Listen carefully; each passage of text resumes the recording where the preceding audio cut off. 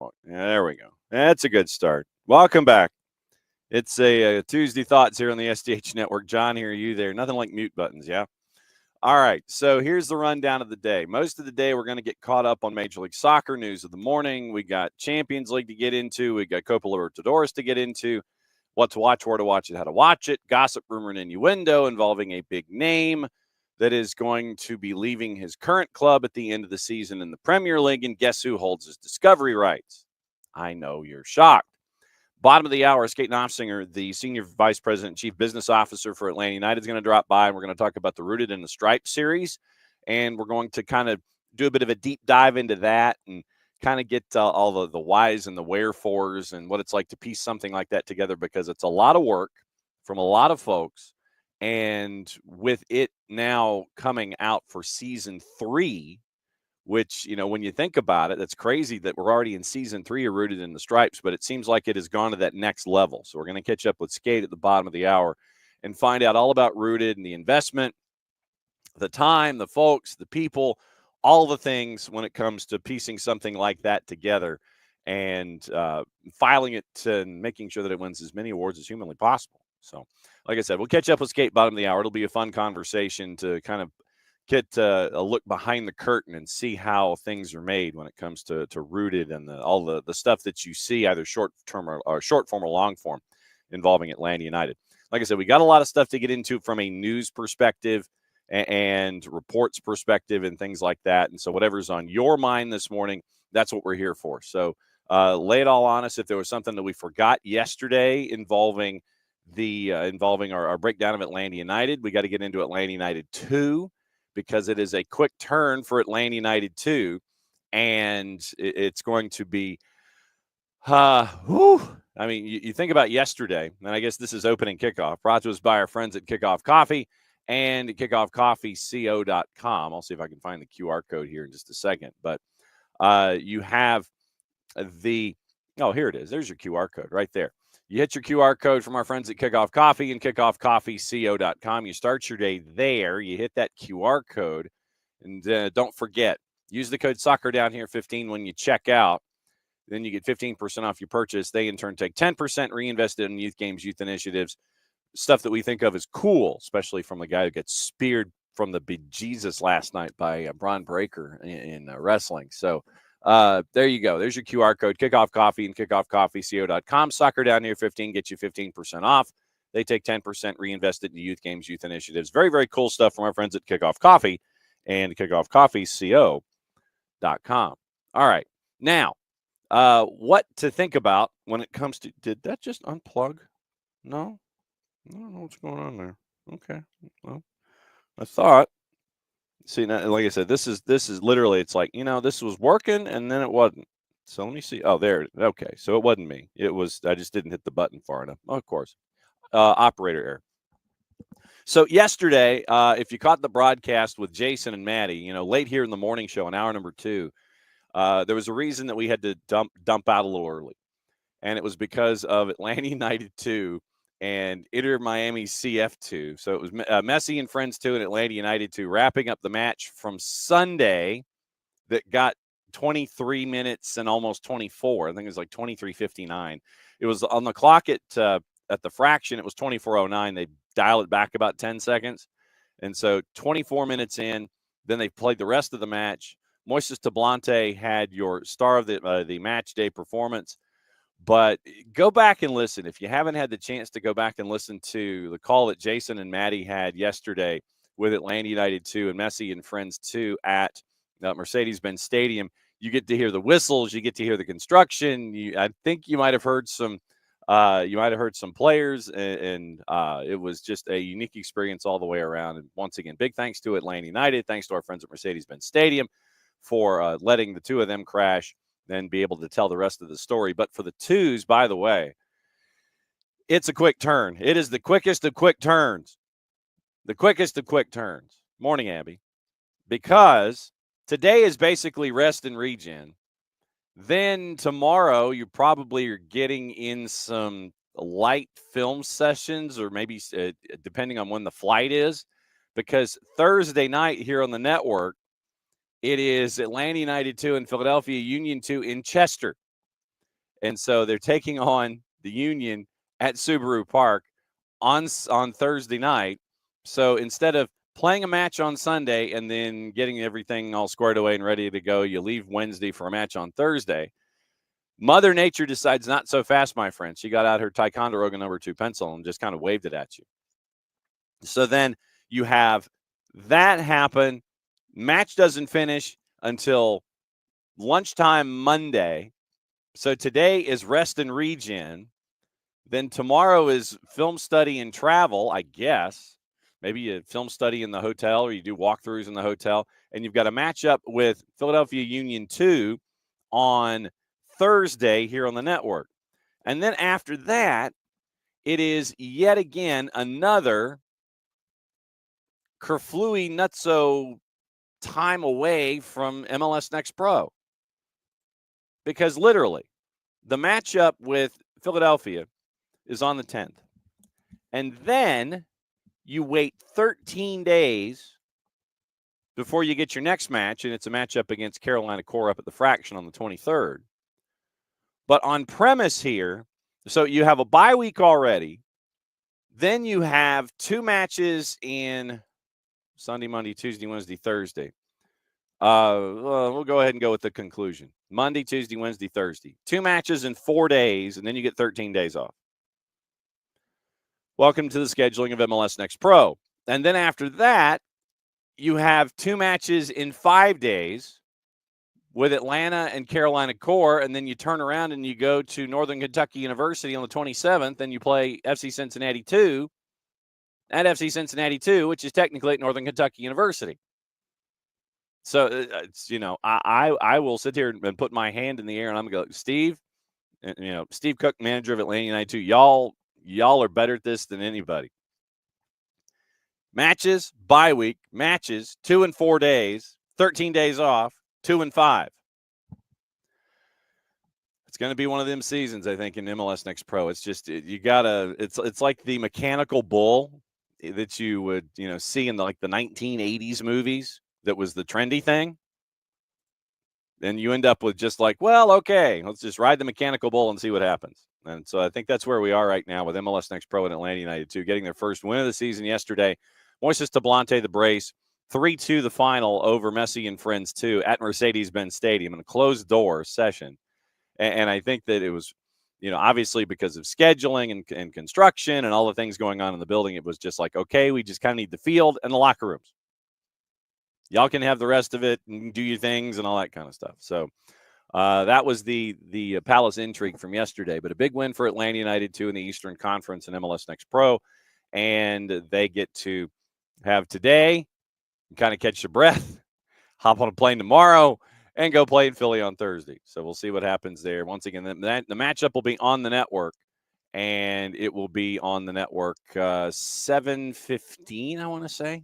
I think we're 7:15 pregame for a 7:33 kick. So, of course, I just shut down that schedule and trying to see where I am here. Hang on just a second. So, Atlanta United 2 schedule.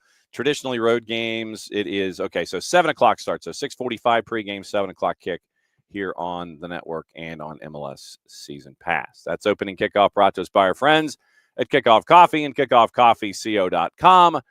Don't forget, use the code SoccerDownHere15. You get 15% off your purchase. They, in turn, take 10%, reinvested into youth games, youth initiatives. Right there, that's your QR code, Kickoff Coffee and kickoffcoffeeco.com. All right, so that is the early rundown of everything there. Let me run through the promos for you. Once again, we got Skate Knopsinger coming on at the bottom of the hour to break down everything. Atlanta United when it comes to Rooted in the Stripes and all of the really cool projects that we get to see from a visual standpoint with Atlanta United. So, all right, here's your rundown. Once again, you can help out the Marshall Island Soccer Project. And like I said, I've got 10 scarves on the other side of this wall. And the Kickstarter project, if that is something that you are inclined to help out and move forward as they're trying to get everything squared away for the Outrigger Challenge Cup here in Springdale, Arkansas at John Brown University the week of the 14th and the 16th of August. Yeah, we're probably going to be there for that. So once again, you can pick up scarves, you can pick up gear, you can go to the Kickstarter project, help out the Marshall Island Soccer Federation, as they try to have the Outrigger Challenge Cup in Arkansas in the middle of August. They're about 25% of their goal, and we need to see if we can help out in any way, or you can help out folks that can help out any way humanly possible. So that would be a really cool thing if they could pull that off in August. Also, Olive, New York, you can get your the first ever SDH jersey, Kaiser Permanente. We couldn't do things without them. Across the front of the jersey, Beyond Goals Mentoring, Soccer for Good. You go to Olive, New York, get your Navy jersey with the floppy collar. And when you get your Navy jersey with the floppy collar, you can figure out if you want it personalized, and it can be personalized with a Navy jersey. You can either go with white letters and numerals, or you can go with the lighter blue letters and numerals. Choice is yours. Go to Olive, New York, personalize it, and you can follow in the footsteps of our jersey models, Greg Garza, Sofia Cupertino, and Maddie Cruz. And you can pick up one of those or pick up a couple of those with our friends at Olive, New York. You can also get your shopping done with the SDH gear. Obviously, this is old school, and this has been put together and kept really well. In the laundry, I've just gone to the delicate stage so I can hang on to this. This is the old stuff. You can get the new logo, and you can get some of the retrified logos and stuff that Jason has pieced together. You can go to soccerdownhere.net, go into the shop section, and you can get all of your SDH gear there when it comes to how you want to represent you. And it's mugs. It's it's not koozies. The Tervis tumblers, not Tervis. It's not the Tervis tumbler. I don't think there's a Tervis tumbler. What's the freaking thing? The Yeti cooler, the Yeti tumbler. You can get some of those. You can get all of your little knickknacks and things with SDH and a couple of the old franchises that Jason has retrified and has put in there. So go to the shop section at soccerdownhere.net. You can get the new SDH logo. You can get all the things that you can get there to rep SDH as well. Then also you can go to Grady Baby and Grady Baby Co. And we talk about our Soccer for Good campaign with Olive in New York. And you can get the very, very comfortable Soccer's Just Better in Atlanta gear, red or black with gold embossed. Soccer's Just Better in Atlanta. And with that, you help out middle school soccer programs attached to the Atlanta Public School System. So you can do that at Grady Baby and Grady Baby Co. I think that's everybody. Oh, Fanaticos. You can join the Fanaticos program with SDH, and you go, well, how do you do that? Well, you can go to group.chant.fan/soccerdownhere/join. And when you get $10 a year, group.chant.fan/soccerdownhere/join. I think I spelled it right, because when I go into one particular section, I get blocked out. So group.chant.fan/soccerdownhere/join. And right there, group.chant.fan/soccerdownhere/join. You can become a Fanatico, and you get to hang out in our Chant app. Actually, let me grab the Chant app so I can show you what it looks like. So do it. There we go. Do it against the grain of the light. So you can join and be a part of our Chant app, the SDH section there. And once again, membership goes to the Soccer for Good campaign and the causes that we have earmarked in 25. You can have conversations with all of us here on the Chant app, and you get a bunch of discounts from a bunch of different places. And I'm serious. It is everywhere. And we also have new folks that are joining in, new businesses that are wanting to be a part of the Fanaticos program. You get discounts by being a Fanatico, and you have the activity here on the app. So here's your partners currently.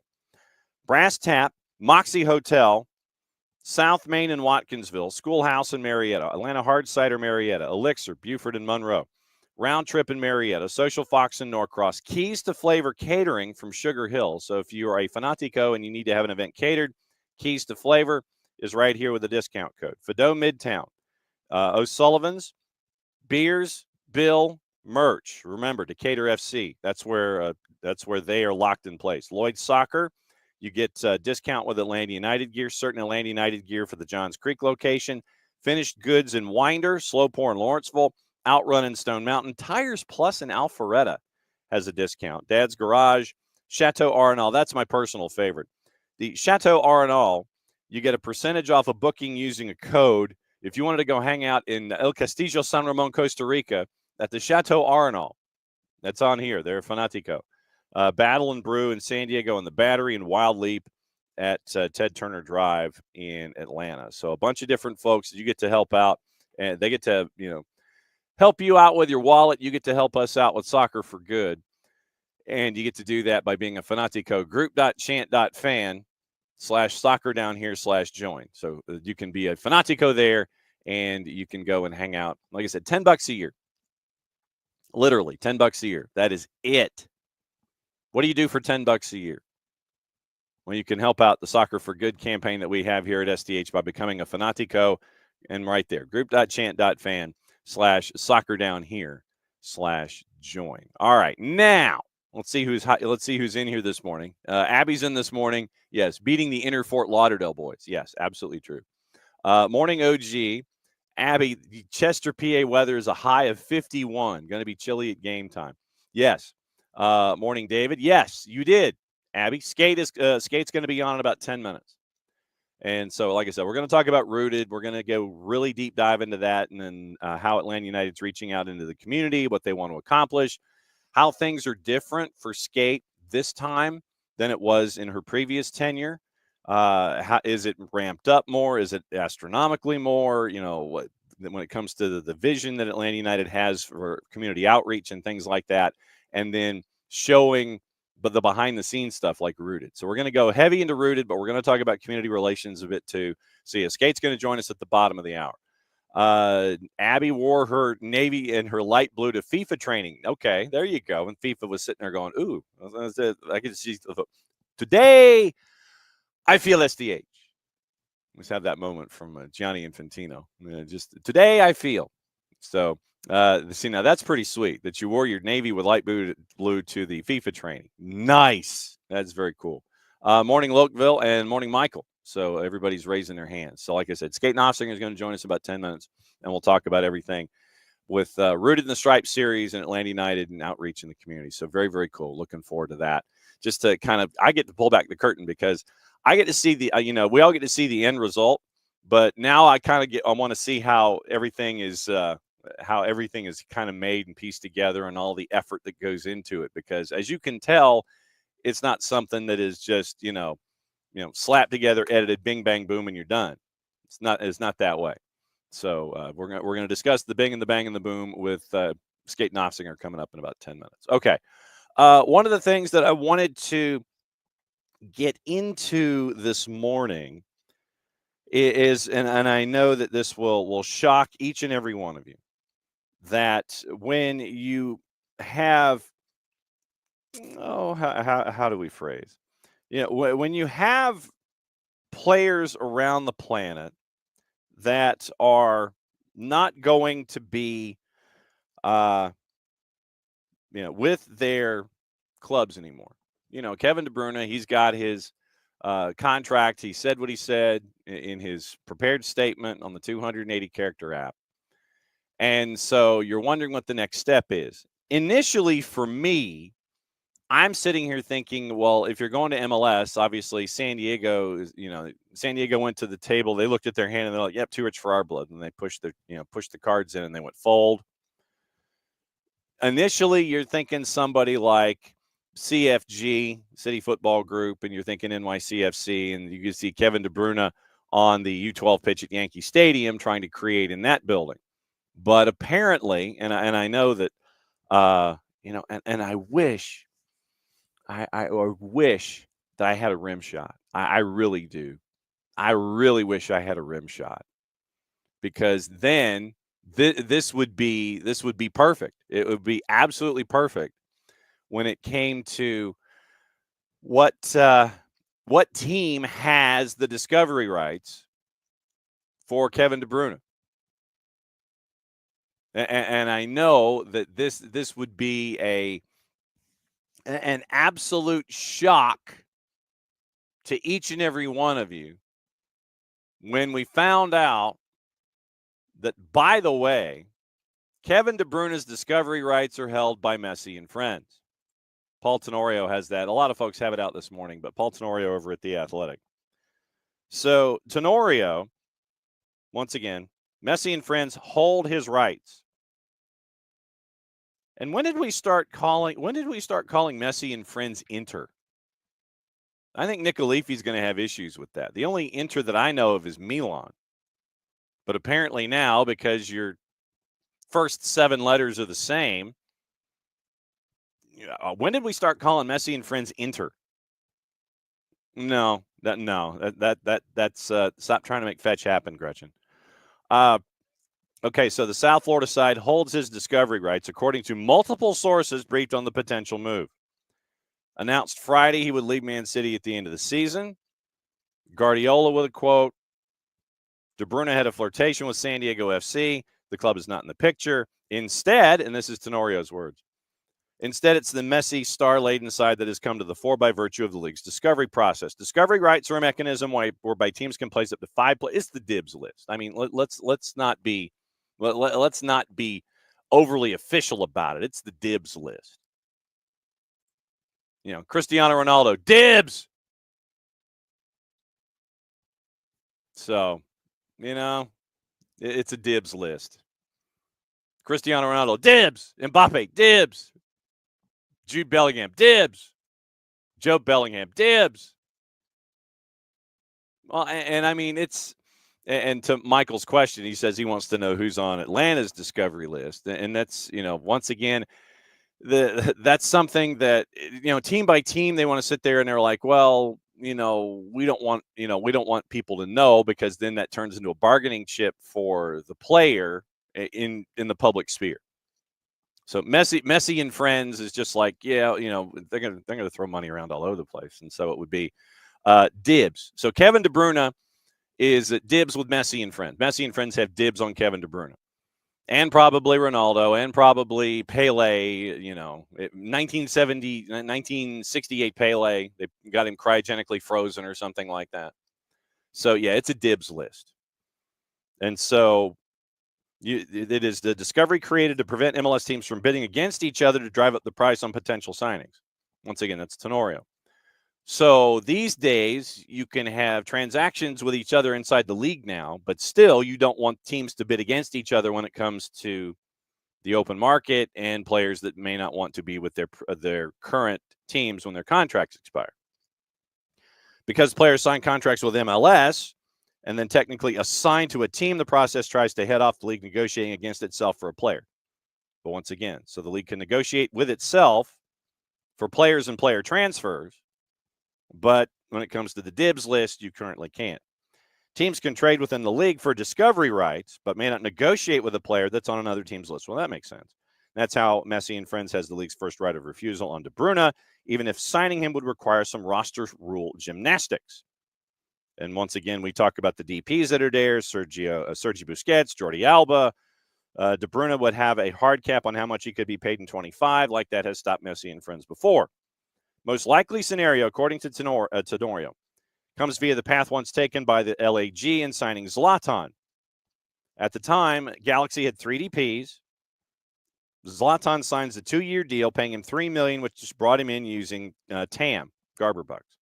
After the first season, the deal was torn up, signed a new deal, saying the Galaxy had skirted the rules with a handshake agreement, giving Zlatan a new deal after his first season. Any automatic trigger or option would have counted toward the cap number, caused him to be a DP in 2018. Later, upon leaving MLS, Ibrahimovic also was named part owner of Hammarby, which is owned by AEG, the club that owns the group that owns the Galaxy. Miami has ample cap space, according to Tenorio, to do a similar TAM deal if De Bruyne is willing to sidestep DP status in his first half season in MLS. The league's last club roster profile released in March, they had more than $3.15 million in GAM, which is essentially extra salary cap space. They've signed Baltazar Rodriguez and Alan Obando since the release of that cap, though both came in on loan deals. If he signs as a TAM player, he could not make more than $871, $875, which is half of the maximum TAM charge. Budget charges are annualized in Major League Soccer. Only would participate in the Club World Cup for Manchester City, though he would have to sign an extension to do so. Contract expires on June 30, about halfway through the tourney, and eligible to play for Messi and friends until July 24, when the secondary transfer window opens. We know about Saudi Arabia. Saudi Arabia wants to throw a boatload of money at him and be happy birthday 34. Kevin De Bruyne, here's a boatload of money. So Messi, Alba, Busquets, and Suarez out of contract at the end of the season to open up a DP spot for De Bruyne, One of the three would have to agree to a non-DP deal or not re-sign in order to accommodate DeBruyne taking the DP spot. Alba occupied a TAM spot for his first season and a half. Busquets turns 37. And so that is how it could happen. That is how it could happen. So basically, it would come down to Garber bucks and taking a Zlatan-ish kind of a deal for Kevin De Bruyne to be a part of Messi and friends who have dibs. Well, I mean, Abby's calling BS, but you can't spell dibs without BS. I'm just saying. That should be on a T-shirt. We probably should put that on a T-shirt. So, yes. So currently, and like I said, I would have thought that dibs would have gone to NYC, or at least common sense within the chain would have gone to NYC. But apparently, according to Tenorio et al., as we say in Latin class, et alii, more than one other and others. So it is Messi and friends that have dibs on Kevin De Bruyne. And it is simply one of those, situations where, hey, we've got dibs. We got to figure out how to make it work. So we'll figure out how to make it work. And I'm guessing, like I said, this is me who's kind of sitting there going, gymnastics and all that kind of stuff. Financials. All right. It is that time. I'm looking in the green room and I see the background. See, now that's a great studio background if ever there was one. It's time to catch up with Sarah Kate Knopfsinger, Senior VP, Chief Business Officer of Atlanta United. We're going to talk stuff. That's the official term. Stuff. Skate, good morning. Welcome to the morning show. Good morning. Thank you for having me. I'm excited to be here and talk stuff with you. Yes, and the biggest stuff that I wanted to discuss is rooted in the stripes, and it's for someone like me who likes to do longer form storytelling, and I like to have something where there's no track and there's no one talking about transitions or anything, and it's voice. 9.5 minutes go by, 15 minutes go by. Give me the deep dives and everything. What's it like to see Rooted take the form that it is, where it's now almost 30-minute episodes and it's really doing some deep dive material? What's it been like for you to see that? Yeah. First of all, I totally agree with you. I love, seeing deeper form content, but then you have to find the fine line between, if it's too long, it can lose people. If it's too short, sometimes you can't dive in deep enough.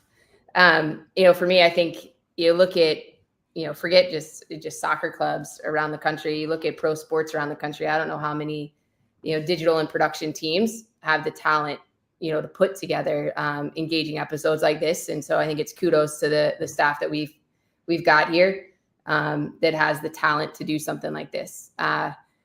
We look at, I think somebody told me once that for every hour of footage, you're actually lucky to get about 30 seconds of real content out of it. Wow. And so if you're looking at how long these episodes are, now if you get even more efficient, I've heard it's an hour of footage to 1 minute of true content. And so if you look at all of the, the length of those episodes and you start thinking about the footage that they've gone through, there's a lot of, you can't just sit there and take, 30 hours of footage and scrape through all of it. You got to have a storyboard and you got to have a plan. And so I do think for me to see this come to life, to see the stories, to see that we've got, people that are pretty vulnerable in front of the camera and the access that we have, I couldn't be more pleased with it. I can just see the invoices coming across folks' desks. Okay, terabyte drive. What's this for? 4 terabyte drives? What is all of this about? Because of everything that you've got to store. How many people are we talking about here that is a part of the creative process, top, bottom, and sideways to make something like this sing? Top, bottom, and sideways. Oh man, you can't even, fingers and toes don't include it all. When you look at the ones that are really cutting the footage, shooting the footage, and storyboarding it, you're looking at, there's probably a team of 5 or 6, and it could rotate. But I do think when I say you can't even count on your fingers and toes the number of people, the conversations that are had with, whether it's, listening to supporters, you're even reading some of the surveys, after you come to one of our matches and you read through the survey and you see some of the comments that come through, sometimes those do actually inspire us to, hey, let's uncover this and show really what's happening behind the scenes here.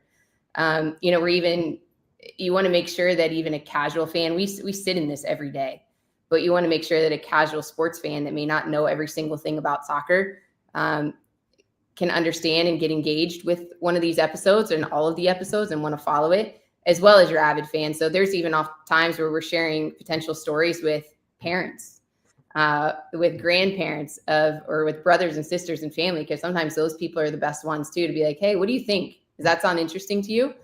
But there are a number of people. We've got some, like I said, brilliant people behind the camera. You got a whole nother team that is helping storyboard it out. One of the things you're seeing differently this year, or you will start seeing differently this year, is last year we only did, I think it was 4 or 5 episodes of Rooted in the Stripes, and they were fantastic. The way they were produced was, they were incredible. And they were beautiful. They were cinematic. And it was more done in chunks of time, where this year we've storyboarded out, some more specific stories that we want to follow throughout the year. And obviously you're going to have some squirrels that run through and you get distracted and you want to find those and tell those stories that you can't plan for and can't control. But then there are some stories that we do want, you'll see a red thread throughout the year. And we're trying to do actually 12 episodes this year versus 4 or 5 that we did last year. I mean, and that's a tall order, because if you're doubling your episodic output, then once again, to your original point, you've got to figure out set length. But the beautiful thing about online and doing things through other channels is that it doesn't have to be 28 minutes and 30 seconds. It doesn't have to be 22:30. It can be 27:22. It can be 19:38, as long as it's a good story that's being told. Right. Then the length is somewhat irrelevant in all of this. And I think that's part of that, the good part of the creative process these days, from before, when I started back in the days of black and white television and the DeMont network, where it literally is, okay, you've got to be out by 28:30 and you've got to tell a story in this kind of, the fact that you can let things breathe, I think, is key, where folks can see those, threads, but at the same time they get attached to the quote unquote characters who are the real people here. Right. No, characters who are the real people and getting them attached. There's a lot of pro athletes. There's a lot of coaches, people within front offices across sports that you don't like to have a camera in your face and following you around and showing those vulnerable moments. One of the things, again, that makes this place so special, one of the reasons I came back about a little over a year ago, is how transparent it is and how much it wants to do right by the fans and really have that buy-in. And so we've got players that know there's going to be cameras that are going to follow them around. They're going to be in the locker room. You look at the season, it may have been a frustrating start so far, but you got a new coach, you got a bunch of new players. You're building for the next, I like to say 20 years, but you're really building for the long term here. And having cameras in there to capture some of those vulnerable moments, to capture the frustration, but then also to capture the phenomenal moments that occur.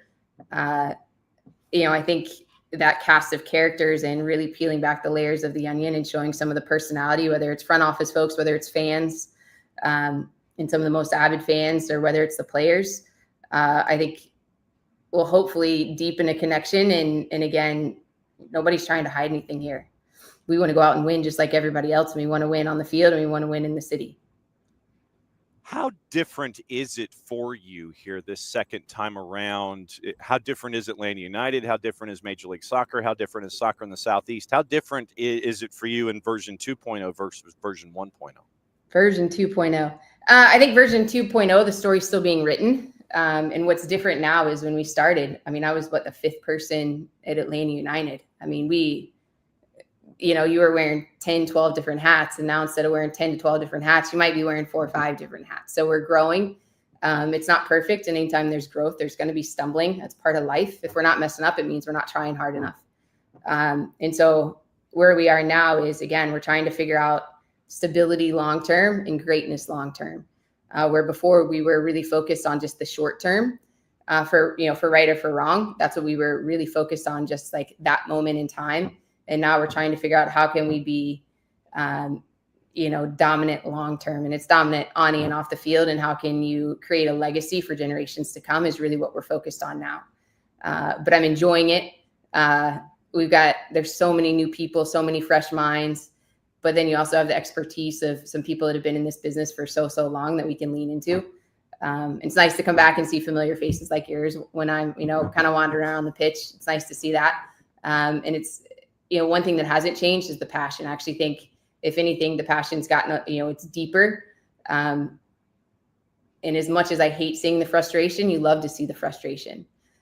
Because the frustration means that people care. It's, you're seeing the conversations of standing versus sitting, and that's a great problem.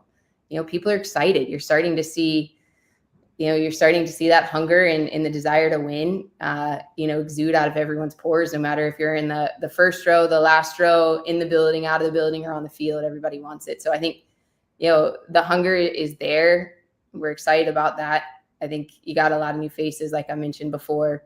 MLS is continuing to evolve. You got more clubs than when I was here before. There's a lot more soccer going on in North America. So that's changed. There's more matches. So how do you keep it fresh? And then you look at Atlanta itself. Back in the day, no one thought Atlanta and soccer would work. Now soccer in Atlanta is the epicenter of soccer in North America. When you look at, and you mentioned legacy, and full disclosure, I had the word legacy building in my brain when we were talking about Rooted in the Stripes, because of all of the characters that are here and all the stories that are being told, and making sure that all of that is preserved going forward. Where you look at the legacy of Atlanta United, and all of this, it almost is awe-inspiring at points. It's almost intimidating at points when you see the product that's being put out there. You're sitting there going, man, this is some heavy stuff that a lot of folks are dealing with. They're dealing with the on the field, they're dealing with the off the field, they're dealing with the growth of what's going on with Atlanta United.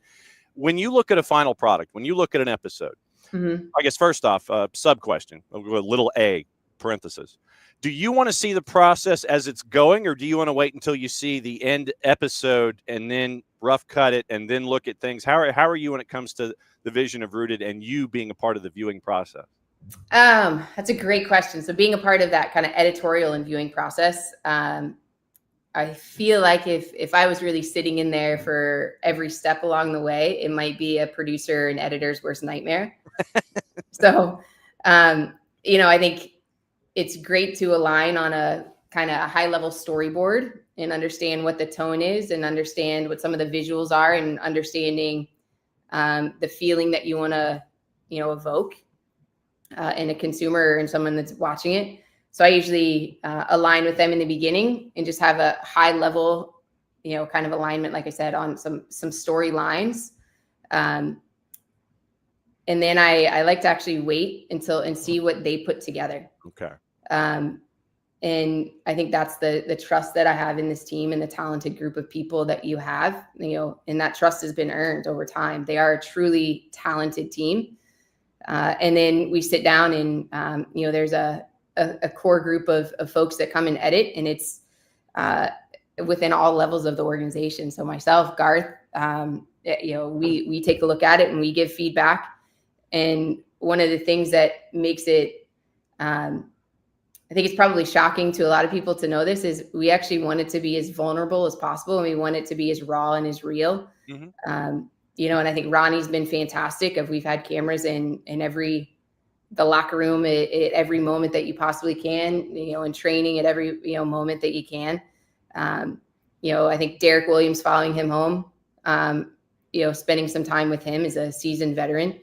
So again, I like to see it towards the very end. So the storyboard at the very beginning, and then I'll see it, kind of once they've put together that, anywhere from 25 to 29 minute episode, take a look at that. And then we all give feedback and say, hey, maybe we need subtitles here because you can't understand X, Y, and Z, or maybe that's light in that shot, or, is there something that fits? But it's usually very minor edits that have to be made. That's how talented they are. And I think that's also a tribute to and kudos to the alignment that we have and the buy-in that we have, and we all know what we're trying to do.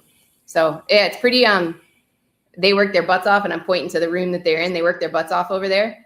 But they are super, super talented. And, when we do the editing, it's, the players know, the coaching staff knows, the front office knows that we're doing this to be transparent and to make sure that our fans are along this journey with us. And we're not ever going to put, folks in a situation that's going to, embarrass anyone. But you also want to make sure that we get the real raw stories out there. And we built that trust, and it's exciting. And I'm pumped this year for some of the fan stories that are going to come through. So I think we actually launched that in the last episode. And so working with the supporters to show their stories and to show how much work goes into all that they do. Has there been a piece of content or a story or a snippet in any of these episodes this season that came as a surprise to you when you saw it? Since you have the trust in the individuals when it comes to the creative process and then the edit, when you go into the room and you see the rough cut, was there a piece, and you don't have to necessarily identify the player or the situation, but was there a piece that you're like, wow, I didn't know that, or wow, that was cool? Was there a wow factor or a cool factor that hit you this season so far? I think the wow factor to me is when there's been a few, but the biggest wow factor is when you look at, some of the biggest kind of sports documentaries, oftentimes it's shot with multiple cameras. Ours is shot with one. And so when we're capturing this footage, you got to remember that we've got one person, and the fact we're getting these shots and they're in the right time, the right places, the right angles. To me, there's a number of times that I've been like, man, that was from one camera. We didn't have three working on the same storyline. It was one. And so whether it's, the scenes, even with, it's not easy to shoot someone in a car driving, so some of those scenes with Derek or Saba, to be able to capture those and actually keep people engaged in those little one-on-one conversations isn't easy. And I always think some of our match footage is truly spectacular. And it really is. The whole cinematic element is really cool. And after you, I'm going to bring in our resident videographer, Nick Alifi, and we'll kind of compare notes with what he sees from what you guys are going through. So it's kind of dovetailed into a nice half hour here. Another couple of minutes with you. Where is this storyboard, by the way? Because you pointed to the room.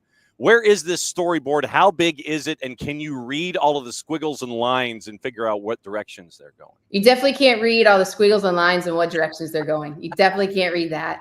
The storyboard, it's a wall, but it often gets erased and then rewritten. But we keep it under wraps. We keep it under wraps. So literally there is the literal black cloth over the top of it so no one can see it, and you have to duck under the black cloth to kind of see. And then you got to turn on a flashlight. So it's kind of like a kid's tent. You got to turn on a flashlight to read the board, and then we shut it again. No, I do think the board, it's not literally a board, but there's some brainstorming walls that we have where you write things up and you do start mapping them out. Like I said, sometimes they change, but you like to have a path. And then if you have to take a hard left, you take a hard left. All right. One more question before we let you go, because you're one of the busiest people on this or any other universe. What else is going on community-wise, outreach and things like that folks need to know about with Atlanta United, in addition to making sure that they watch Rooted 95,000 times and get immersed in every episode? 95,000 times would be wonderful. One thing I would say is, anytime you see anybody that's worked in this industry, and Nick, I think you said that was his name's coming on next. Yeah. It's not easy. It's not easy to make long form content that people want to watch and stay engaged with. So, singing their praises would be awesome. And we also love the feedback. So keep the feedback coming here. If there's a storyline, shoot it over to us. We would love to know what do people want to see, because we don't have all those answers. What do we have going on? Obviously this Saturday we play at 2:30, which exciting times to have an afternoon match on a beautiful Saturday. So we've got 4 matches coming up. I think there's 4 home matches in May, in addition to this one this weekend. Big stretch of road games. It's excited to watch the guys come together on the pitch, but I think off the pitch too. For us, festival season has begun in Atlanta, and for us to re-engage with our fans, like our ones that have been with us from the beginning, bringing all the newer ones into the fold. I think for us to be out on the streets, meeting everybody where they are and really immersing ourselves in the city is the biggest priority that we have right now. And then the other priority is making sure we're listening to everyone. So excited to see what's going on in the streets, hearing from our fans. And again, the more information we get from people, the better. So we love to hear from people, and whether it's via email or on the streets, or we're at festivals and checking out. I would also, slightly hint at start getting your flags out. Weather's getting better, so might start taking the streets again from a flag perspective and bringing some of those things around. Okay. So we will certainly do that. Senior Vice President, Chief Business Officer, Sarah Kate Knopfsinger. It's great to see you. You too. Great to have you come and crash the morning show. You know you have a golden ticket status now. So if there's anything on your mind you want to get into, or even on Friday in the Hour of Chaos when we talk about everything going on in Major League Soccer, would love that. At some point, I want a tour of all those scarves and the balls back. I think it's balls and hats and everything. I got to see all that stuff. That's an incredible collection you got. Well, the boss is the one who, oh, by the way, shower, the multi-tiered towel racks, the three level towel racks are God's gift to scarf holding. I have it here. I've got it in other shoulder there. And full disclosure, the boss was wondering with all of the hats and everything, and she had to reinforce with curtain rods because of the weight of the scarves down here. I've got like 425 hats from all the events I've covered and things. And so she's like, well, what are we going to do with all your hats? And so we're going to put a nail in the wall and put a hat on each one. I said, that might get a little messy. So she had our handyman come in and create a train track about a foot below the ceiling. And so I can pyramid all the hats and do whatever I need to. So I can rotate about 250 hats at any given time above me here in Office HD. So that's where we are. Welcome to the studio space, by the way. Pretty awesome. Thank you for having me. Thank you. We'll see you Saturday, Skate. Thanks again. All right. Sounds good. Thank you. All right. There goes Skate. And we're going to bring in Nick. And Nick, now that you were listening and watching the conversation this morning, let me bring you in as our resident cinematographer. Yes. And I wanted to, and thanks to Atlanta United for letting us borrow Skate for 20 minutes and talk about Rooted in the Stripes and what it's like and to see all of that. But I wanted to bring you in, because I wanted to ask you about this past weekend and what it was like hanging out with folks that were visiting from the Premier League, but to get your cinematic input about everything that you've seen with Rooted and your approaches and things like that. So the first thing I would say is that with that content house that they have over at Atlanta United, I will tell you that in our world, in our creative world, there is sort of a friendly rivalry amongst anyone with a camera. Yes. And because everybody, anytime you see somebody get a really great shot, you're like, ooh, I wish I would have been able to get that. Mm-hmm. It is very rare to see any sort of entity that is not content first put the kind of money and resources into content creation that Atlanta United has. Mm-hmm. It is also very hard to see anyone recruit and retain the talent that Atlanta United has. Yeah. They're very damn good at what they do. The shots that they get from inside the locker rooms, inside the car, and Skate's not lying. Shooting inside of a car is extraordinarily difficult. Your light is changing constantly. Mm-hmm. The car is in motion. You can't control the road. And as a cinematographer, you want as much as humanly possible under your control. And in a car, there's zero outside of like roughly your framing.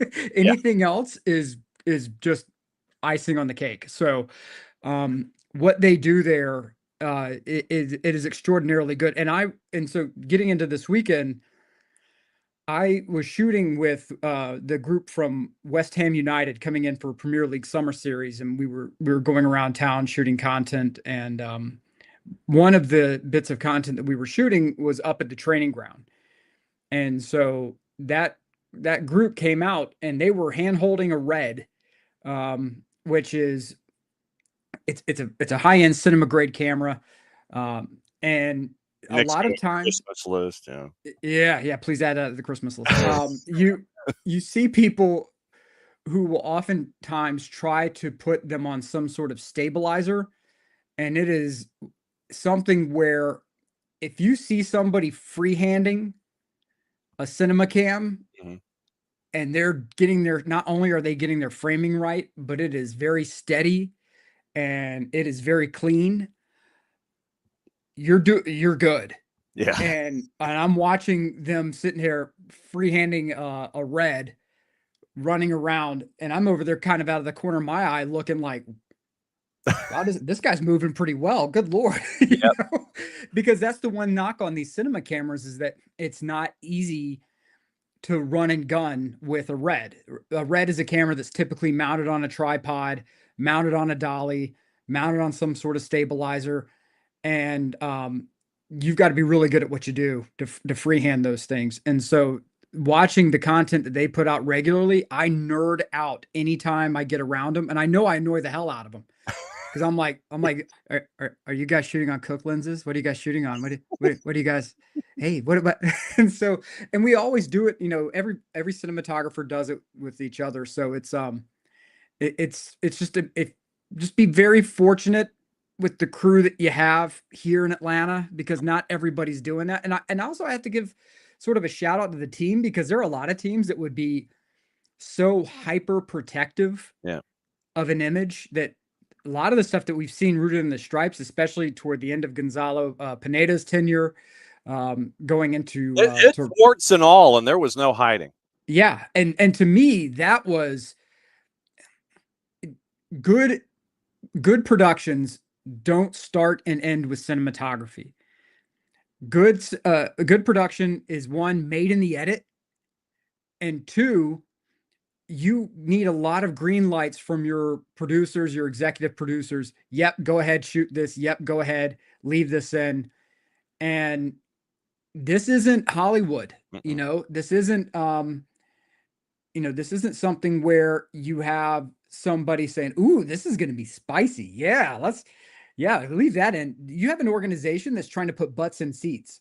And if they are putting out a video that says, "Hey, look, we're having some significant turmoil here." That's brave.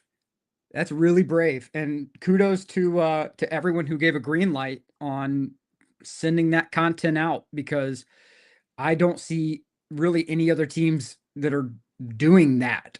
So I think the only other times that I've really seen at a professional level a team do this is when they did the I want to say Being Liverpool, and I want to say the Man City doc on Amazon, where they got Pep in the locker room saying, "I will always defend you out there, but in here I'm telling you the truth," and he kind of nukes the team. Yeah. That's really the only other places I've seen it. So it's very impressive to see the green lights and the bravery that come out of there. So it's pretty damn awesome. Well, and then there was another scene in another section of the last Rooted that sticks with me, and you can talk about it both cinematographically and from content. And it was when they had Saba in the car. And you mentioned how difficult it is to shoot in an automobile and have a story being told, and making sure that everything is navigable from a video standpoint, one, so it's viewable.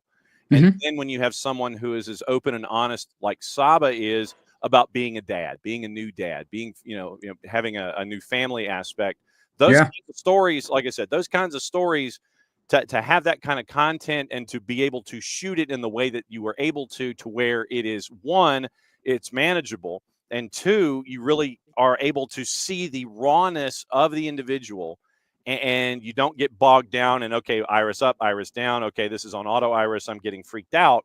I think that speaks a lot to the talent pool that's up there that should be winning every blanking award known to humankind when you submit awards to these kinds of things. Yeah, you're shooting at an awkward angle. One, you're shooting at an awkward angle. Two, well, I would like to know how much time in the training room the videographer or cinematographer have to spend after shooting at an awkward angle like that for that period of time. Do they have free chiropractic there? I would like to. These are questions. In the building. Yeah, these are questions I need to know. But also, the one thing, if you talk to anybody who does this professionally, what they'll tell you is there is a major difference between shooting scripted narrative content where you could say, okay, I'm getting my master shot here, I'm getting a talk, and a talk and response cuts, and I'm cycling between all of these different sequences here, And a major difference between that and run and gun documentary style shooting. You can shoot whatever you want. That does not mean it's going to cut together. And so whenever you can shoot in that way and have it cut together as well as they cut their stuff together, that's a skill. So salute to them, because they're doing it right now better than I think anybody else in this league. Yeah. So now what we need, at least now, handed to you, not handed to me, because I would sit there and look at this equipment and go, yeah, okay, fine. So what you're asking for is the laundry list of equipment that they have in the building that you can have at the Casa de Alifi, so you can continue to function in your manners at SDH. Well, I would, to an extent, yes. I want the lenses. That's my thing. I want the lenses. I shoot on a Canon. I shoot a Canon R5C, which is the size and profile that allows me to sort of live out of one pack, right? So when I travel, I can take, it's the size of a like a DSLR or standard mirrorless setup, but I could shoot 8K cinema raw light with it. So I'm feeling pretty darn good about my ability to shoot whatever I need to shoot. So I'm good from a body perspective, but those lenses, my goodness, yes, I'll take those. That would be very helpful. But one thing is that, and I think it's been pretty well known that talking about this past weekend, shooting with the team from West Ham. Yep. I need to go ahead and kind of put some stuff out there, and one is that I think it's pretty well known that I rag on the Premier League in England a fair amount. When the opportunity came up to shoot for West Ham, I was like, okay, this is cool. This would be nice to put on the reel. This would be nice to put on, and that's what all of us do. All of us who are in this world say, okay, wow, this is great to add to the portfolio. This is amazing. To have the name on there was like, okay, awesome. However,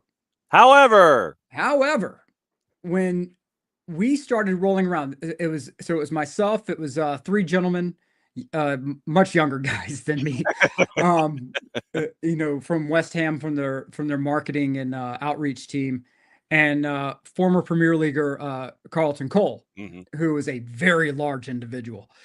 And they said, look, we're going out, we're doing outreach. We're trying to shoot 120 goals because it's 120 days to Premier League Summer Series. And I'm like, okay, great. Yeah, sure thing. This is going to be fine and awesome.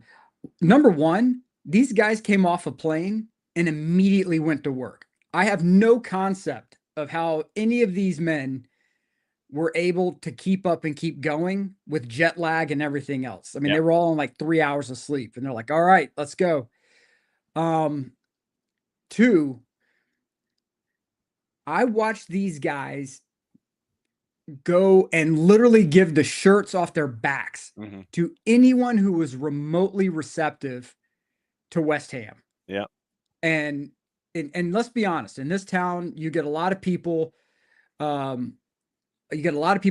Man United fans, Liverpool, Arsenal, some Spurs fans out there as well. And I had concerns. I was like, how is this city going to be receptive to West Ham, right? It was so unbelievable, the love fest that I got to get on camera between the West Ham people, between the city of Atlanta, and how everybody reacted. And I think one of the best moments was off camera, was that they wanted to go to an Atlanta United game, right? So, okay, great. They did go to the tailgate, Abby, by the way, but they were all sitting there watching the game, and there was this family sitting behind us, and I was sitting next to, I was not in my normal seats. I was sitting next to the West Ham guys, and there was a family behind us, and there was this kid who had to be maybe, I would say probably maybe 12 years old. And he was a little cold. and the West Ham guys were kind of chatting back and forth, having a brew, and one of the marketing guys looked back. His name was Liam, and Liam looks back and says, he's like, "Hey mate, you cold?" And the kid's like, he kind of nodded, and he goes, "Oh, here." And Liam took off his jacket, gave it to the kid, and said, "Here, wear this." And then at the end of the game, the mom's like, "Okay, go ahead and give the jacket back to him so you don't forget it, honey." And Liam goes, "No, mate, keep it." And but you're a West Ham supporter now. Come on, you Irons. And they did like the "Come on, you Irons," the cross arms thing.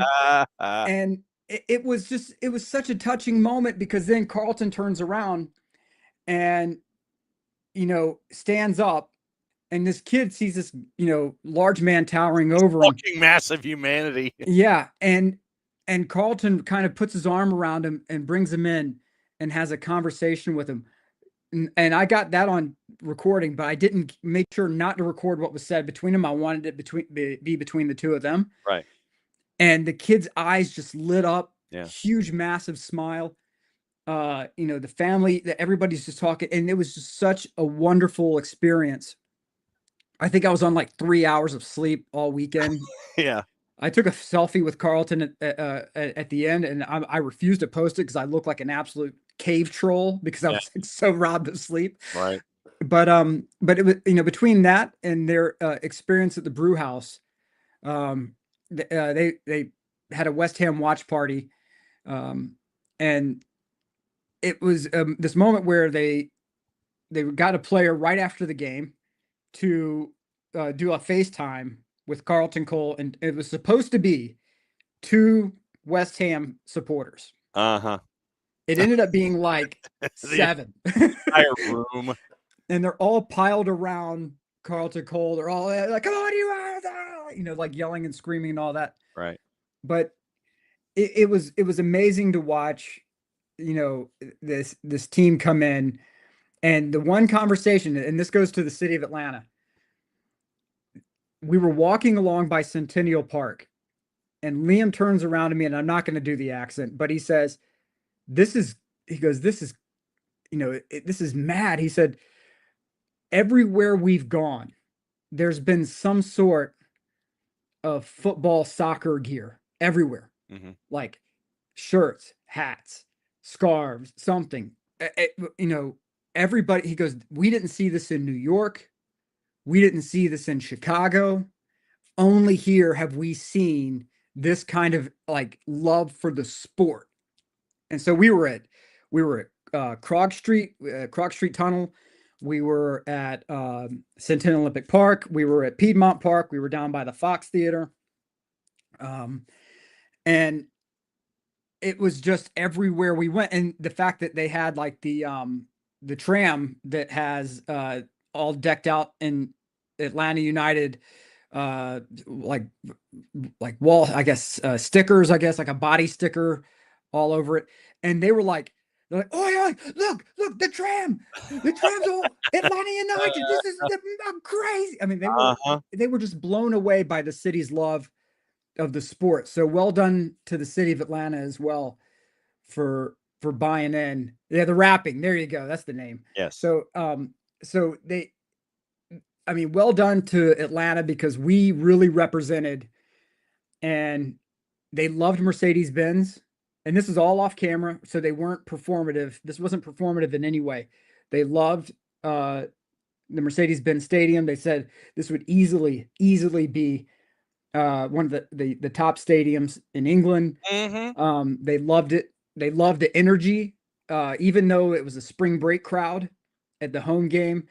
Between the music selection, the way that the people were getting into the music, the supporters section was just going nuclear. It was I think they fell in love with this city just as much as we love this city, right? And so they were absolutely on board with it. It's hard to, I can't say enough that Mercedes-Benz really allowed us a ton of access.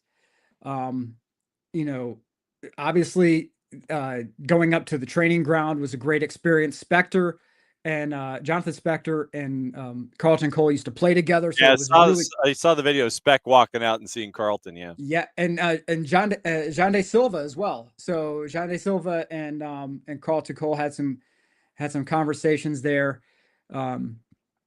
It was just really cool to watch, and I got to give a shout out to the people of the city as well. You know, this is my hometown, and to watch people in my hometown, anytime you bring like one of your friends over to your neighborhood, you're like, oh my God, are my friends going to accept these people or not? yeah, Is this going to be weird? yep. No, the city was like straight up all on board. You know, signing, you know, they jumped on camera. They took shots on this little goal. They were completely on board with it. All, you know, the little kids that were going up to Hammerhead, the mascot for West Ham, and like Hammerhead. and there's this one shot in our video of this little girl who shot on the goal, and she would not stop giggling at Hammerhead the entire time. Like her dad was trying to talk to talk to the West Ham guys, and she was just kept giggling and like walking up and hugging Hammerhead. And shout out to the Hammerhead. It was as hot as anything. Ooh. And they were still out there. Figure Hammerhead lost at least 10, if not 15. Easily. Easily. But yeah, so if I have a prim team, I have to say now it's the fellows at West Ham, because they really they put their heart on their sleeve, and they went out there and they really tried to make it a fun event for the city, and the city gave it right back to them. So, and Kelly, our driver, all around, he was amazing. He was hilarious. He was one of the guys who shot on the goal as well. So, I mean, it's a spectacular weekend. And so, yeah, Premier League Summer Series. If you're going, make sure you buy your tickets for West Ham, because you know, hey, look, I haven't seen any other Premier League teams coming here, right? I haven't seen any of the other ones coming here. You know, Jack Collison's going to give you a big old hug next time he sees you with all this pub. I mean, by all means, let's go. Look, it is massive love. So all I'm saying is, anybody else in the Premier League Summer Series did not come out here and invest the time, the money, and the energy to make that kind of happen. So, Abby, you are messing my narrative up by saying they're all coming in different weeks. Nick's living in the present tense. I'm living in the present. I'm living in the present, not the future. That's why the present's a gift. Yes. Yeah. So yeah, you and Sophia with the stills, and you with the video, getting your pub on the NBC family of networks on Saturday morning, getting shown all across the board. That to me is I have two career highlights that you know, I used to work at NCAA.com. Yes. And during March Madness, you know, they were like, hey, we need somebody to put together you know, this dunk video, and you know, who can put it together. I'm like, yeah, I can do it. So I put together this dunk video, and you know, a couple hours later, somebody came and knocked on my editing bay door and said, hey, have you seen the pictures yet? And I said, what pictures of what? They said, it's at Times Square. Your video is running on the giant TV in Times Square. And as a kid who lived in New Jersey, right, that was a dream. And I sat in my editing bay, and I think I cried for like an hour having that happen. Yeah. But it is I'm walking through the stadium, and you know, I'm checking the WhatsApp, and they said, hey, the NBC ran the ran the video, the 120 goals, yeah, the 120 goals video, and the West Ham guys over on the English side were chiming in like, get in, you know, like, and again, I felt like this. I can't believe that I shot something, and let me tell you something. I barely got that in. Like, I want to say like a minute and a half to spare. Yeah. So it was razor thin. Deadline pressure, brother. But we got it in.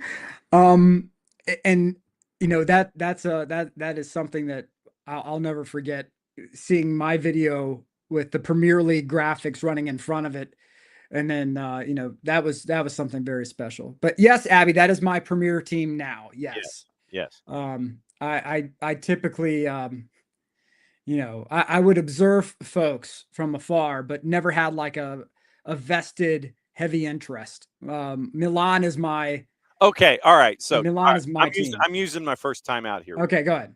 All right. So we were in opening kickoff, and we were discussing dibs and how apparently the franchise that plays at the Erector Set in Fort Lauderdale has dibs on Kevin De Bruyne. Color me shocked. But in the copy of the article that I read, they were now being referred to as just Inter. And I was like, no, that's not how this works. The only Inter I know, Nick, is the one that you have continually referenced in soccer over there. Yeah. Well, it is Inter Milan, and it is Messi and friends. There is no way on God's green earth or any other planet that club should be referenced as Inter down in Fort Lauderdale. But the copy of the article from one of the soccer writers referred to them as Inter. Yeah, that's inaccurate. There was a massive legal battle because Inter the proper Into the Milan. Yeah, Inter the Milan. And that is the battle was Inter had said that they were going to be known as Inter going forward, not Internazionale, but just Inter. And so they had that locked down. And then Miami comes along and says, we are Inter Miami. And started, there, and so of course on digital, they were all saying it's Inter. And so Inter Milan is like, yeah, that's no. Like, no, bro. You're infringing upon our copyright. So if you want to be Internacional Miami, great, go for it, but you're not going to be known as Inter. And so that is a legal battle that has been playing out. There will be billable hours. I don't know how, I don't know how in the world they are getting away with this. Well, I think it was a written word by an article writer. It was by a sports writer. It was not listed by the team, I don't think, but it was listed by a particular writer for a sports classification that used the word in referring to the club. I think that's probably going to get a C&D order pretty quick. Well, there's part of this is that Inter of the blue and black, I'll put it this way. There were, in the time of fascism in Italy, hold on one second. I got to take this call real quick. So fill time for me for 30 seconds. I will. Okay. So Abby is saying that particular writer should be fined. That particular writer, just to refer to this particular writer, that particular writer, let's just say that his particular employer is very athletic. So if you have a subscription, that was where that particular phraseology came from. So if there is an issue, then perhaps the club at the club in Serie A needs to take umbrage and issue with that particular soccer writer whose publication is very athletic. Like I said, that was what I read it this morning, and I'm like, no, there's only one Inter, and it's for Nick's league and Nick's Milan franchise. It has nothing to do with the particular franchise in Fort Lauderdale. So yes. Oh wow, way to go, Rich. Rich won the March Madness bracket up in Philly. So, Rich, by the way, Thursday night, Chester, 2s and Philadelphia Union 2. Be there. We need you on camera, flashing SDH gear in Chester at Subaru Park for the 2s and the 2s. There we go. We're gonna have the broadcast on the network, but yeah. So Abby is maintaining that that particular writer should be fined. Well, here's the thing: is the inter name is very important, right? And I'm taking off my AC Milan love at the moment. In the time of fascism, Mussolini tried to force all the teams in Italy to only go by their city name, and it was a way to sort of impose government mandated pride. Right. So that's one of the tenets of fascism, is this forced work, this forced pride, that this performative pride that gets shoved out there. So he tried merging a whole bunch of teams together. So AS Roma was made from an amalgamation of like 5 or 6 teams shoved into one. They tried making Juve change their name. They tried making all of these other, like AC Milan. They tried making Milano, right? Because Milan is an anglicized version, because the club was founded by Mr. Gilpin. So it was, it was AC Milan, not Milano. So, but Mussolini said, no, it's going to be Milano now. And Inter, you have to change your name as well. And Inter was one of the very few teams that said, hell no, we're fighting back and we're not doing this. So the name Inter is historically relevant. It is historically important because it is a name of defiance. And I'm saying this as an AC Milan fan. Yeah, I mean, you get it. You have the background. 100%. And there was a period, every club has a dark period of time.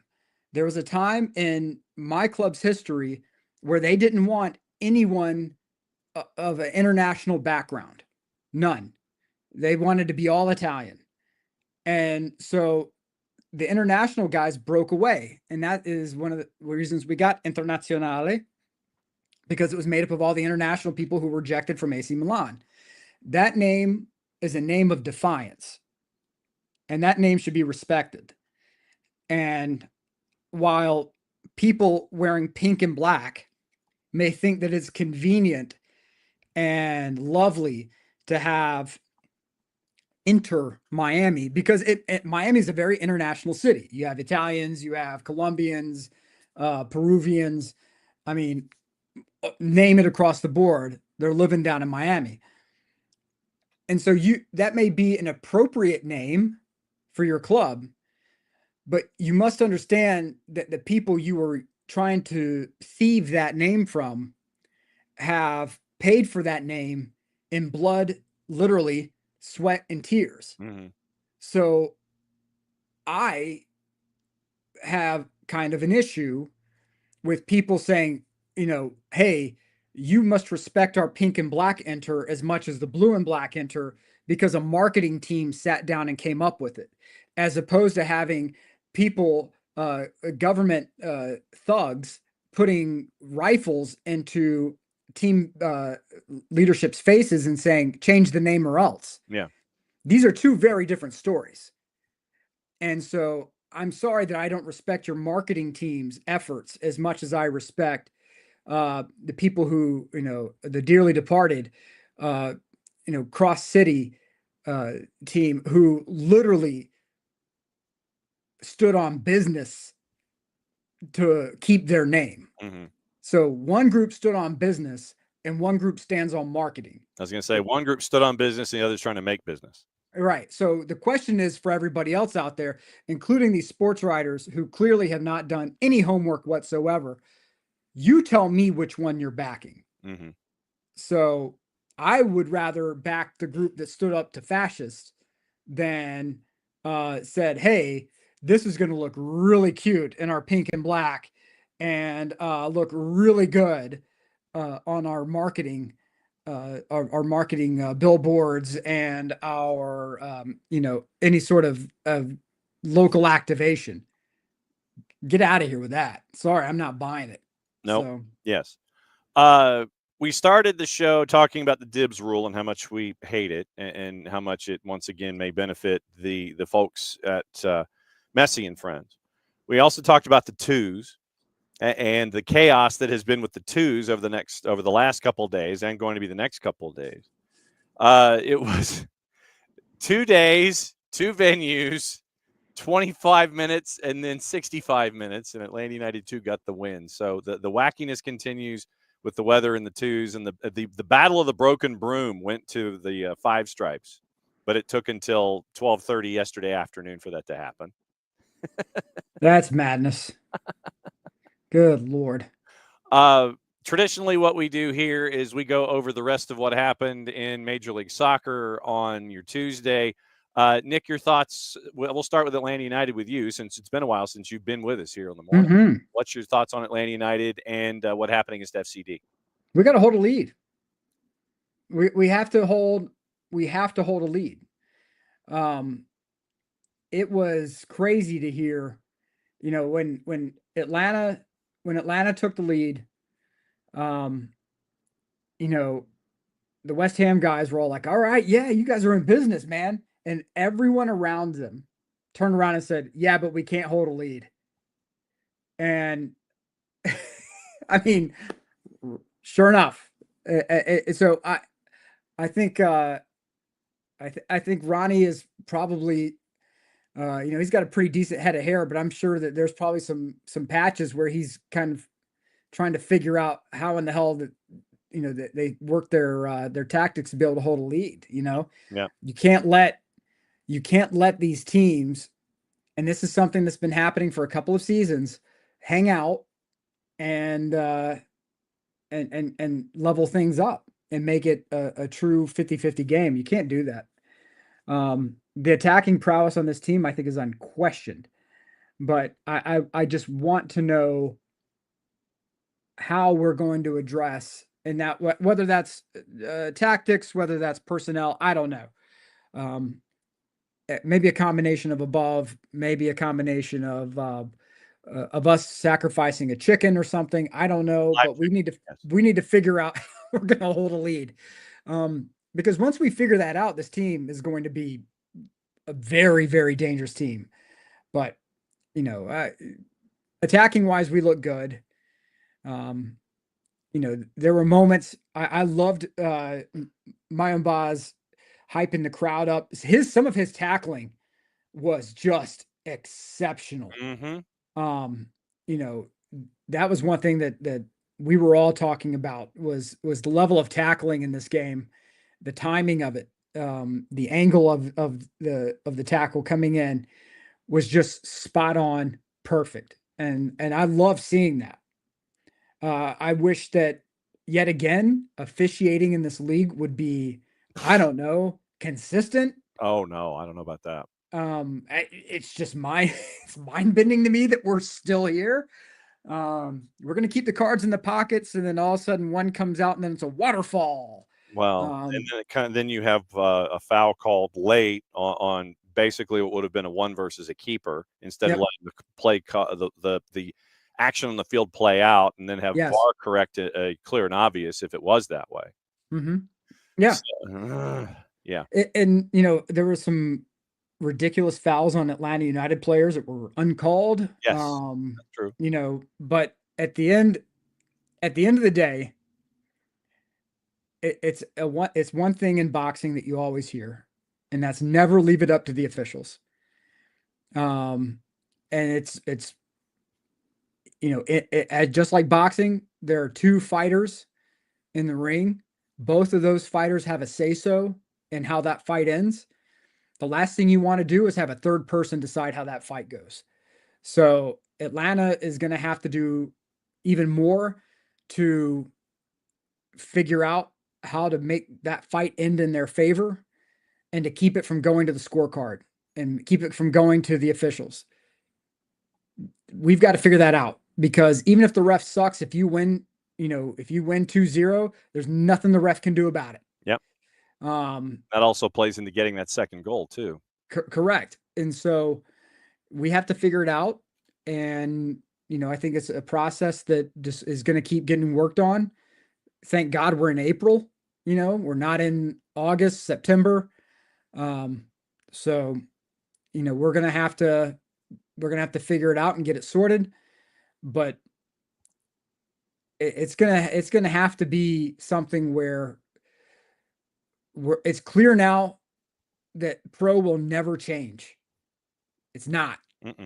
Now, whether that's because the pipeline of officiating is so terrible because we, the fans and parents, have made it that way, or because something with the educational process, I don't know. Maybe a combination of all. But I mean, man, something's got to be figured out with this, man. Yes, absolutely true. The other events that went down in Major League Soccer on Saturday, and obviously Jason will get to catch up with Tyler Pilgrim from Scarves in Spikes tomorrow at 9:15, and Dylan Butler at 10 o'clock tomorrow. Charlotte over Nashville 2-1. Walker Zimmerman was taken to hospital after Kerwin Vargas decided to try and do a bicycle kick and ended up making serious contact. It was a scary injury with Walker Zimmerman, but Zimmerman went to hospital, was released from hospital. Obviously, got to keep an eye on that. RSL a 2-0 winner over LAG. Cincinnati held New England to no goals. Once again, 3 goals scored this season by New England in all competitions in Major League Soccer. 2 of those goals by Carlos Heel in 1 game against Red Bulls. Columbus, I'd like to thank Columbus crew for a minute. Columbus beat Montreal 2-1. And because of that, I get to continue to drink on camera, at least for the rest of this week. Ooh, look at that. The regular Mountain Dew. I do not, because my claim was that if Montreal got a win in their last 2 road games after they let go of Laurent Courtois, which was a mistake, that I was going to, if they had beaten either Cincinnati or Chicago or Columbus, I was going to drink Diet Mountain Dew on the air. That's how much confidence I had in those teams going up against the CF Montreal, who started their season with 7 road games because they couldn't play in the Big O because the umbrella's broken, and they can't play in Montreal because of conditions. You don't want them playing orange ball for the first 7 weeks of the year. So they were on the road for the first 7 weeks, and they went no wins in that. So thank you, Columbus crew, for making sure that I could drink regular Mountain Dew on the air. I really appreciate that. New York beat Chicago 2-1. Scoreless draws, Philadelphia and the purple team, Austin and Portland. Kansas City over St. Louis in the I-71 Derby 2-0. Houston with another one of the surprises, 1-0 over LAFC. Vancouver over Colorado in a shutout. San Diego beat Seattle in a shutout 3-0. That one was over at halftime. Minnesota beat NYC 2-1. And the other 2 surprises on the week, I'll build backward. Messi and Friends ties Toronto, or actually, because Toronto had the lead. So Toronto FC gets a point in Fort Lauderdale at the Erector Set, 1-1 draw with Inter Miami, Messi and Friends. And then San Jose. What in the blue-ish is going on in D.C.? 6 on the board for San Jose, including a hat trick for some guy named Joseph. It could have been worse, and I fully anticipated Troy Lesane or players being left on the tarmac at the airport that we get to see off camera left at 10 o'clock when the cameras pan that way at PayPal Park. That was nasty, and I'm keeping an eye on D.C. I was supposed to be keeping an eye, I guess, on Houston and Ben Olsen, but they get a win against LAFC, so I guess my hot seat shifts to D.C. and Troy Lesane for giving up 6 in San Jose. And Brian Dunseth on the air asked, where's the leadership? Not just necessarily on the touchline, but on the field.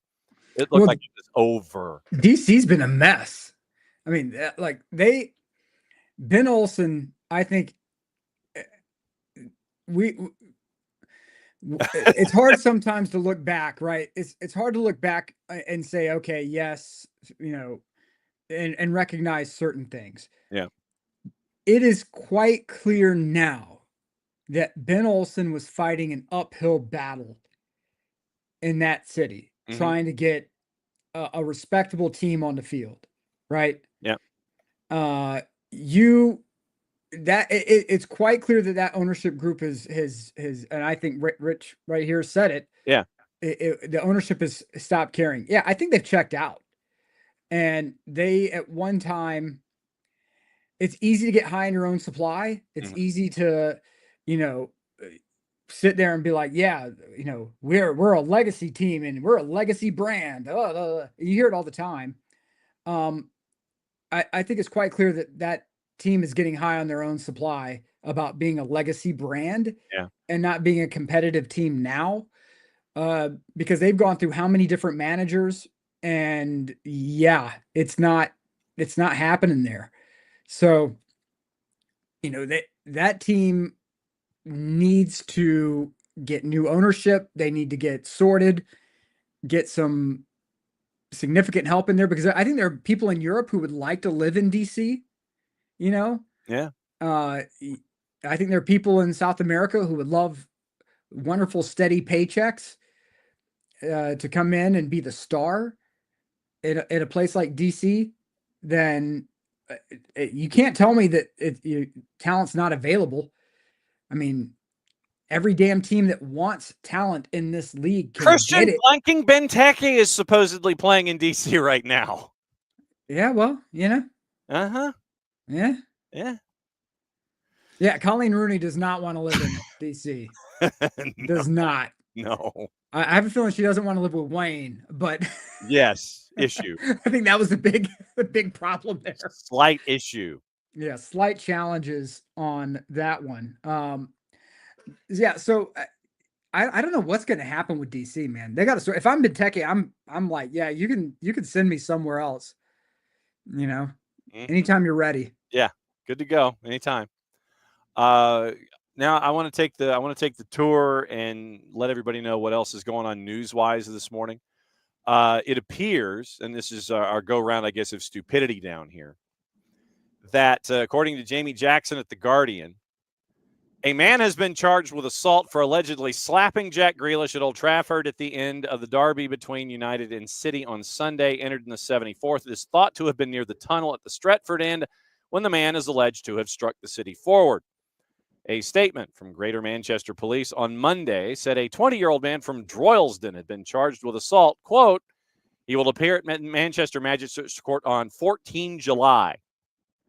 So he's got 96 days from today after he's been charged with assault before his court date pops up. This charge relates to an incident which took place at Old Trafford yesterday, meaning Monday. United and City declined comment. Phil Foden abused by United fans who chanted about his mother. Invective directed at the winger during the first half after the game. Pep stated those who did so lacked class. Both teams condemned the chants. The FA will not take any action, although the governing body condemns offensive chants. Those in question did not breach its regulations. So it wasn't offensive enough or went down the wrong pathway for the FA to say something, I guess. I've said it before. Uh-huh. I'm going to keep saying it. There's a problem in sports today, and the problem is us. Mm-hmm.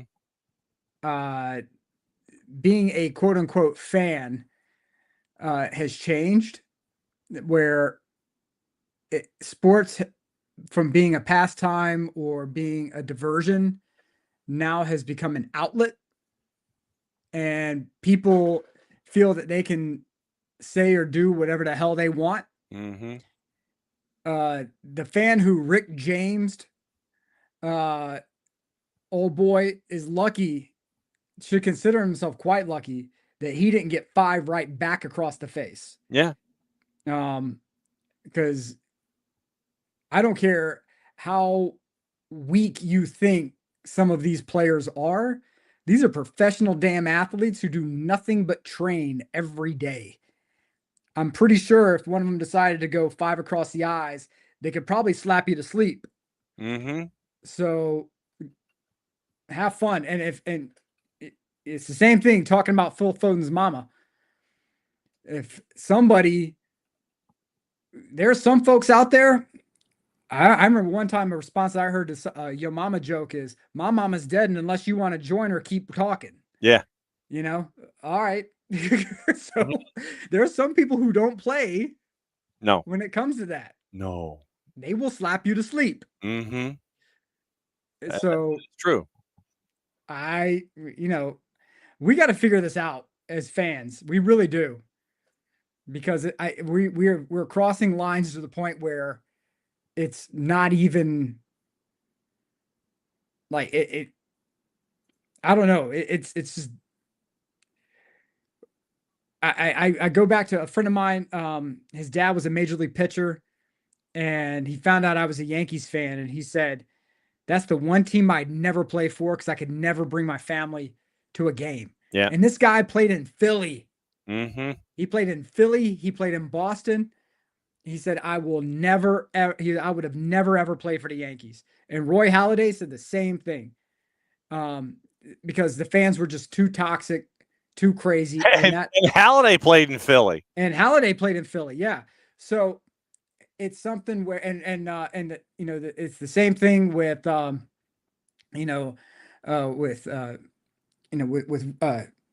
Ken Griffey Jr. Yeah. There are lines that people cross that you just can't. I mean, Grealish is from Birmingham. I love Rich's insight here. Grealish is from Birmingham and was well known to get in fights growing up. He'll fight back. Exactly. Mm-hmm. Yeah, I mean, exactly. Mm-hmm. I'm convinced, and this is me as a middle-aged man now. I'm convinced that half our challenges are that we don't slap the blank out of people who get free with the mouth anymore. There was a time where if you were in high school, there was a time. You kids don't understand. But there was a time that if you popped off at the mouth in school, you didn't get a mean tweet put out about you. You didn't get an Instagram or a snap or anything else. You got 5 to the teeth. And you learned, maybe I shouldn't say things like that. Maybe. And I'm not condoning violence, but I am saying that we are in a different time. Mm-hmm. Because that person is very lucky that Grealish did not immediately come back and just, yeah, man, I'm telling you. Mm-hmm.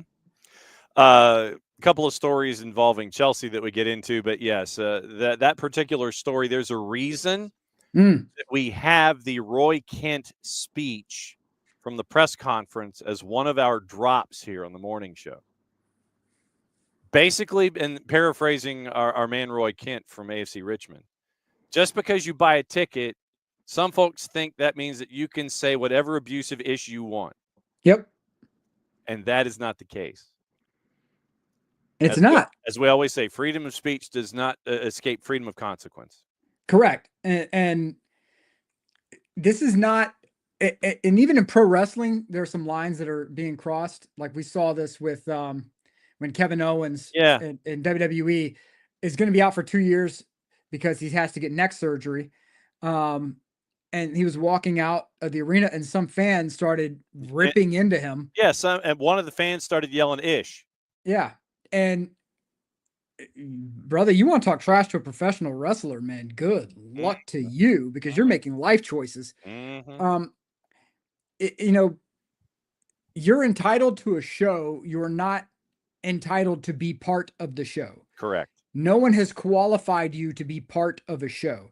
YouTube, TikTok, and all these other platforms may lie to you and tell you that you're a star. Tubi may say that you can be the star of your own movie, but that doesn't mean you're the star of life. So keep running your mouth, and one day the tide's going to turn and people are going to start like correcting that stuff on the spot. So be mindful of what you say and when you say it. That's it. Well, little soccer over there for us this morning. Chelsea's facing a UEFA punishment after selling the women's team to themselves. Okay. Oh my God. All right. They sold it to themselves for £200 million, and the deal for the champs likely is going to result from a UEFA fine and the threat of European expulsion if the team is found in the breach of spending limits again. This is from Tom Morgan at the Telegraph.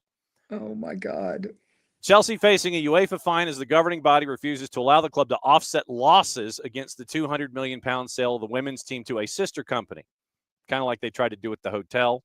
They sold the hotel to themselves to help out with PSR, profit and sustainability. A likely fine will be agreed, along with threat of exclusion from a European competition in the future should they be found in breach of spending limits. Again, settlement talks have begun with the European body, which, unlike the Premier League, will exclude the women's sale figure from spending calculations.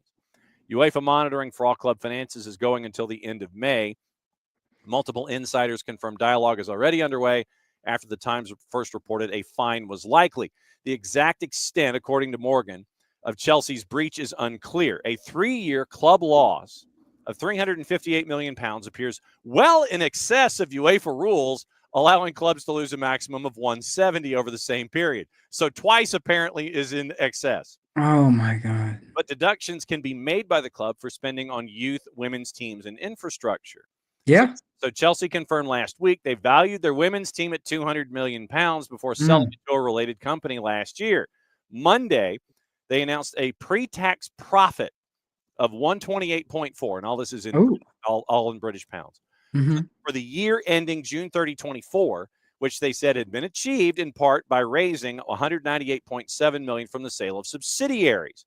The full accounts have now been published, and it shows the entirety of that 198.7 was generated from the sale of the women's team to Blueco Midco, a subsidiary of the club's parent company. The accounts show the women's team was valued at $200 million, with $1.3 million of its net assets deducted from the price. Chelsea's accounts confirm the valuation is still subject to Premier League approval. They also revealed the league disagreed with Chelsea's £76.3 million valuation. This was the hotel thing. They also revealed the league disagreed with Chelsea's £76.3 million valuation of 2 hotels sold in the prior financial year, reducing it by $6 million, which Chelsea said was reflected in these most recent accounts. Premier League confirmed that all clubs were compliant for the assessment period of 23-24. Sales of fixed assets, such as hotels and the women's team to related companies, are permitted under Premier League rules, provided they are for fair market value. A vote to close the loophole did not receive the required 14-club majority at a club's vote last summer, which dovetails into this particular story, which we have been keeping an eye on the entire time with this new group of owners. And apparently, according to our friends in the media overseas, it is apparently the case. Well, initially the way that it was laid out is that you are not supposed to you are not supposed to have any kind of a deal involving any kind of secondary ticket market involving the Premier League. Premier League, you're not supposed to do that. You're not supposed to sell on the secondary market. It has been apparently divulged that Chelsea and Vivid Seats have a deal. So Chelsea got paid £93,000 by Vivid Seats. Oh my God. Linked to Todd Bowley. Peter Rutzler at the Times. Chelsea got that £93,000 payment, and the ticketing website is classed as unauthorized by the Premier League and linked to Todd Bowley. The payment made during the 23-24 season is listed under, quote, transactions with related parties, end quote, in the club's accounts published on Companies House this weekend. Basically, that's like if the IRS decides to sit there and say, okay, here are these public companies and here's their tax returns. That's what it would be like. The IRS would post it. That's what Companies House is. Last month, Chelsea Supporters Trust called on the Premier League to investigate the connection between Bowley and Vivid Seats. He led the consortium that bought Chelsea in 22 and has been a director and an investor in Vivid Seats since 2021. Vivid Seats is listed by the Premier League as an unauthorized ticket website, with the league urging fans to exercise extreme caution when dealing with the site. It is a criminal offense from an unauthorized person in the UK to sell a ticket for a designated football match, but it is not a crime in other countries. Because, as we have done on this show when this story first broke, we went on Vivid Seats, and we will do it again now, to get Chelsea tickets to Stamford Bridge and got seat quotes for Vivid Seats here in this country. In England, it is an apparent no-no if you are tied to a secondary ticket broker market, saying it all at the same time. So if that is a no-no in England, to be tied to Vivid Seats, where Todd Bowley has apparently been a part of the hierarchy for 4 years, director and investor since 2021, bought Chelsea in 2022. Premier League says secondary ticket markets are a boo-boo. But you can go onto Vivid Seats here in the United States, and you can get tickets. There are 59 tickets left, as a matter of fact, to the matchup against Ipswich Town at Stamford Bridge this Sunday. Right now, you can get in for $202 to Stamford Bridge through Vivid Seats if you wanted to go this weekend to go see Ipswich Town and Chelsea. You could do that here in the U.S. You can't do that in England because that's a no-no. But apparently, Chelsea benefited £93,000 last year as an unauthorized ticket website, I guess because folks outside of England got tickets to Chelsea matches and went to go see Chelsea.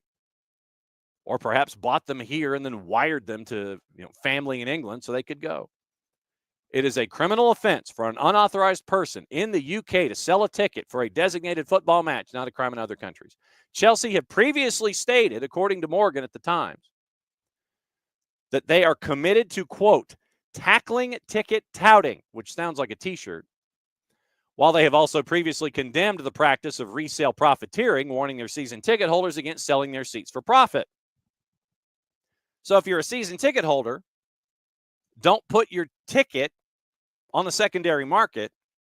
We will wag our finger at you and probably, wipe you off the planet when it comes to the idea of you and your season tickets at Chelsea. But if the owner of Chelsea, one of the co-owners of Chelsea, is a director at Vivid Seats, and they just got £93,000 in the last fiscal year from folks that were buying tickets outside of England, Vivid Seats, Chelsea's U.S. preseason tour partner in the summer of 2023, allowed Vivid Seats to have its branding on digital platforms in stadia, as well as offering Vivid Seats members the chance to buy VIP packages, exclusive open training sessions, etc. In its open letter to Richard Masters last month, the Chelsea Supporters Trust highlighted fan discontent about the relationship between Bowley and Vivid Seats, which is still listing a ticket for the final home match of the season against Liverpool for more than £1,000. Let's check that out, shall we? Scanning to the bottom. Where are we here? Chelsea and Club Leon. Chelsea and Manchester United, May the 18th. Stamford Bridge, London, GB. Get-in price, short side upper tier for Chelsea and Manchester United, Sunday, May the 18th at 3 o'clock, $487. You can get that right now. Right now on Vivid Seats. If you wanted to get a ticket to Chelsea and Manchester United at Stamford Bridge, you can go to Vivid Seats here in the United States, buy a ticket, fly over, and watch the match. Yep. You could do that. But you can't sell your ticket in the secondary market in England because that's poo-pooed. Well, okay, so we may disagree or agree or whatever with the ability to buy and sell on the secondary market in England. Right? Yeah. Mm-hmm. However, there is a reason for that, right? Because as we know, there was a period of time where hooligans would be kicked out of a stadium and then would use third parties to try to get back into the stadium. Right. It has also been proven that secondary markets oftentimes jack the prices up on tickets, and it is detrimental to the atmosphere of the game. Mm-hmm. So whatever reasoning the English government wants to give, it's illegal. Chelsea is an English team. American owned, great, but an English team. Mm-hmm. All of these issues that Chelsea's dealing with stem from the fact that they are trying to play a very, very dangerous game, and that's keeping up with the Joneses. Mm-hmm. You're trying to keep up with the Man Cities of the world. You're trying to keep up, with some of these other clubs, globally. This is not just the Premier League, and you were trying to follow Roman Abramovich. So that is extraordinarily difficult to do. The people who are going to pay the price for this idiocy are twofold. One, the women's team, who have just shown up, trained, and played and tried to win. And then also the Chelsea supporters, who, against all odds, are still hanging in. Yes. Despite the fact that Todd Boehly has done everything humanly possible to screw this up. It's mind-bending what Todd Boehly, even Roman Abramovich, there's in Carlo Ancelotti's autobiography, he talks about having dinner with Roman Abramovich. And Roman said, "Carlo, my darling, I want to win everything." Right? And Roman was known for firing managers, with a hair trigger. No problem. Yeah. Yep, you're out. However, even Roman Abramovich, as meddling as he was, did not do half the damage that Todd Boehly's been doing from an economic perspective. We're going to sign everyone. In fact, we're going to sign so many people, we're going to have an overflow locker room. Oh, yeah. No, it literally is like whomever's in charge of Chelsea as the owner, if it's Abramovich or if it's Boehly Clear Lake, it's like walking into Sharper Image and going, I want the lava lamp, I want the vibrating chair, I want the helicopter, the remote operated helicopter. I want all the stuff. That's going into the Sharper Image catalog, just going into the store and buying all of Sharper Image and taking it out. And then on top of this, you look at a player like Caleb Wiley, right? So Wiley gets sent to Strasbourg, correct? Right, gets his knee injury, and then gets shipped to Watford, right? Yeah, he was sent back to rehab at Chelsea, which makes sense. You're injured on the road on a team that you're loaned to. Your parent club's like, nah, come on home and rehab. We want our doctors to keep an eye on you. But then, yes, he was loaned out to Watford, where he is now getting playing time. All right. So, the thing is here is that Caleb, I have no problem with Caleb going to Strasbourg, right? That's fine. Yeah. But when you're setting up Strasbourg as this sort of, like minor league team to develop your players, and you're trying to recreate this sort of Red Bulls, I guess, system, this Red Bulls pyramid, that's difficult to do with how Chelsea's going about it. Your costs are skyrocketing. Yep. Profitability is a must in today's game. And you're somehow screwing all this up, and guess who's going to pay for it? The fans are going to pay for it. The players are going to pay for it. And at the end of the day, you're just going to end up selling the team to some conglomerate or some oil tycoon anyway. Conglomerate, yeah. Right. So I feel for the Chelsea supporters. I really, really do. But it's pointing to the way that if you're not some Middle Eastern royalty or some major conglomerate, you're not playing by the same sport as everyone else is. No, you're just not. So you have to find something besides wins and losses to cheer for. Yes. In today's game. Yes. Let's see. So CST is asking the league to comment, and they have yet to do so. Nick, that you can get a guaranteed World Cup finals ticket? What? Yeah. Madness.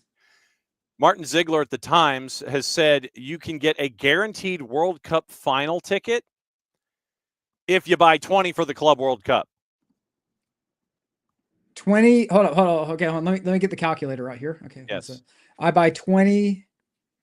What's the average price of a Club World Cup ticket? Do we know? Well, it's probably per venue. So if you found a good venue and got a good price, so FIFA is so concerned about sluggish ticket sales for this summer's Club World Cup, offering fans the incentive of a guaranteed opportunity to buy a ticket for next year's World Cup final, offering the perk, including a guaranteed option to buy a World Cup final ticket as a reward for buying 20 Club World Cup tickets in a bid to drive interest in the expanded 32-team CWC. Launched at the time when tickets for some CWC matches are now being sold on secondary sites for less than the initial asking price. So I imagine this, you have to go through FIFA to get not the secondary market, but through FIFA itself, right? FIFA did not respond when asked to provide figures on ticket sales or secondary sites selling cut prices, but Gianni Infantino has been doing his bit to boost sales.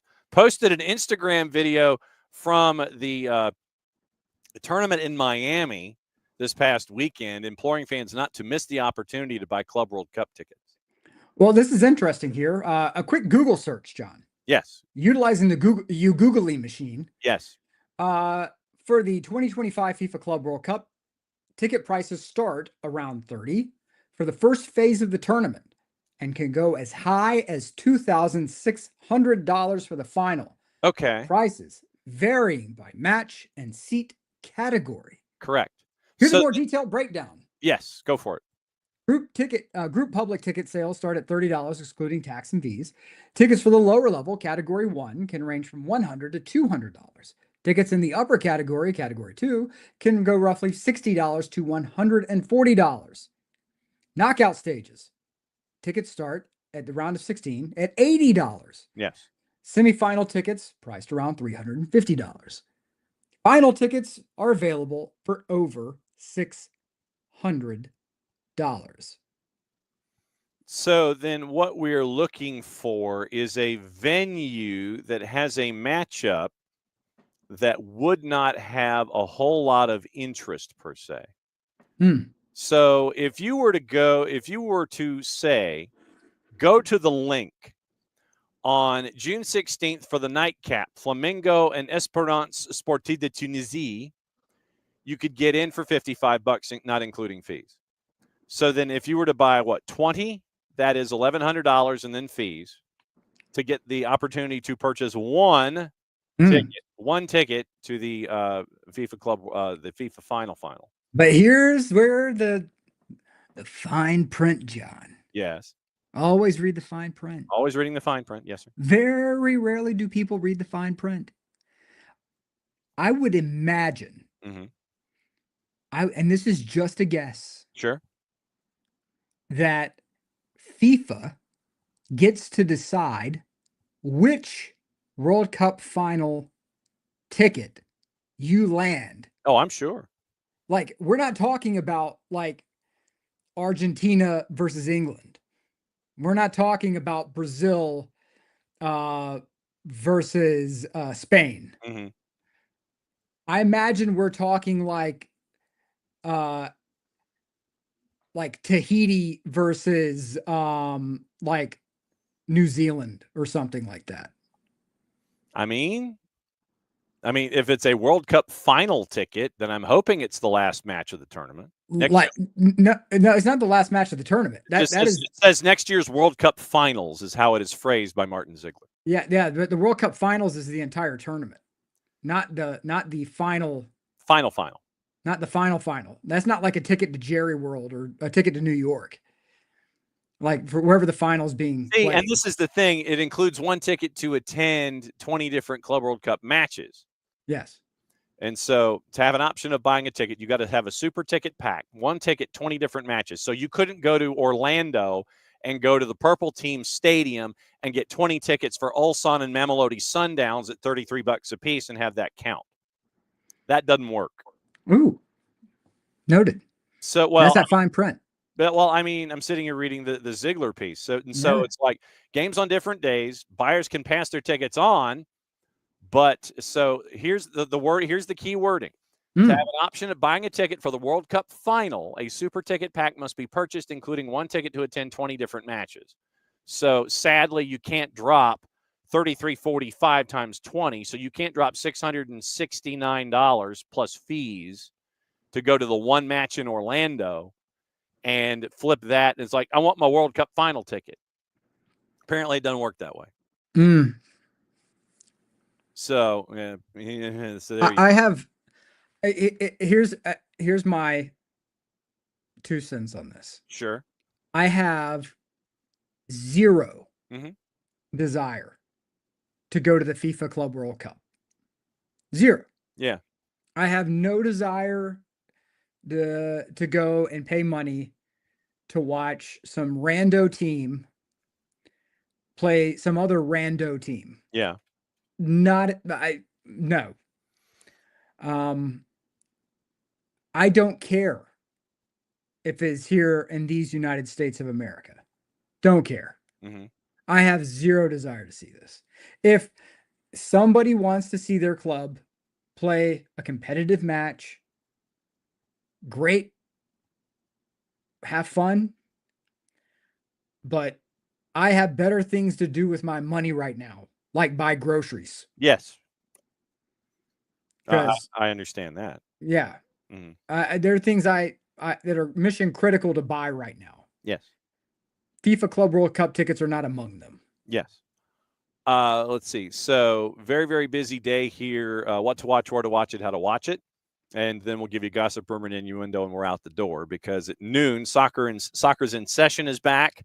And we get to catch up with Aaron Paul, the boys head coach at Morgan County. Just cleared 100 wins in his career. Kai Uchimura, the girls coach at Druid Hills, is going to join us at 12:20. And we'll go through all the rankings and all the things and run it from there. So here's today. Couple of Libertadores triple header on BN. Botafogo, Carabobo. Say that 10 times fast. Botafogo, Carabobo, Botafogo, 6 o'clock. River Plate in Barcelona at 8:30. Independiente del Valle Universitario at 10. We know that it's going to be a late night for our buddy Nino Torres. And you can get all the BNs, BN in Espanol, simulcasting those events, by the way. Nuestro Telesitio for the fans, our buddy Nino Torres at Gold TV. Liga 1 Max Pro, Teise. You can get that at Fanatis, fntz.co/soccer down here. Helps them out, helps us out, helps you out, become a true degenerate if you weren't already. CONCACAF Hemispheric Extravaganza doubleheader tonight. FS1, Tigres and LAG at 9, Cruz Azul Club America at 11:30. To the NA, Champions League this afternoon, Arsenal Real Madrid at 3. Unimas, simulcasting Cruz Azul and Club America at 11:30. Arsenal Real Madrid's at 3 o'clock on Univision. Paramount Plus, Arsenal Real Madrid, Bayern Munich, and Inter, not Messi and friends, but Inter at 3. English Championship, Derby County, Burnley, Sheffield United, Millwall, Middlesbrough, and Leeds, 2:45, and 3. Spain and Portugal, UEFA Nations League in the women's side, CBS Sports Network at 1 o'clock. Canada, Argentina friendly, NFS2 at 10. USA, Brazil at 10:30. TBS, Universo Max. Super League, Jess Charman is on the call tonight. DC and Carolina on Peacock at 7:30. USA, Brazil simulcast by Peacock at 10:30. Now, gossip, rumor, and innuendo, and then we're out of here. So, and by the way, Nick, thank you for dropping by for as long as you have. It's fun to have you back.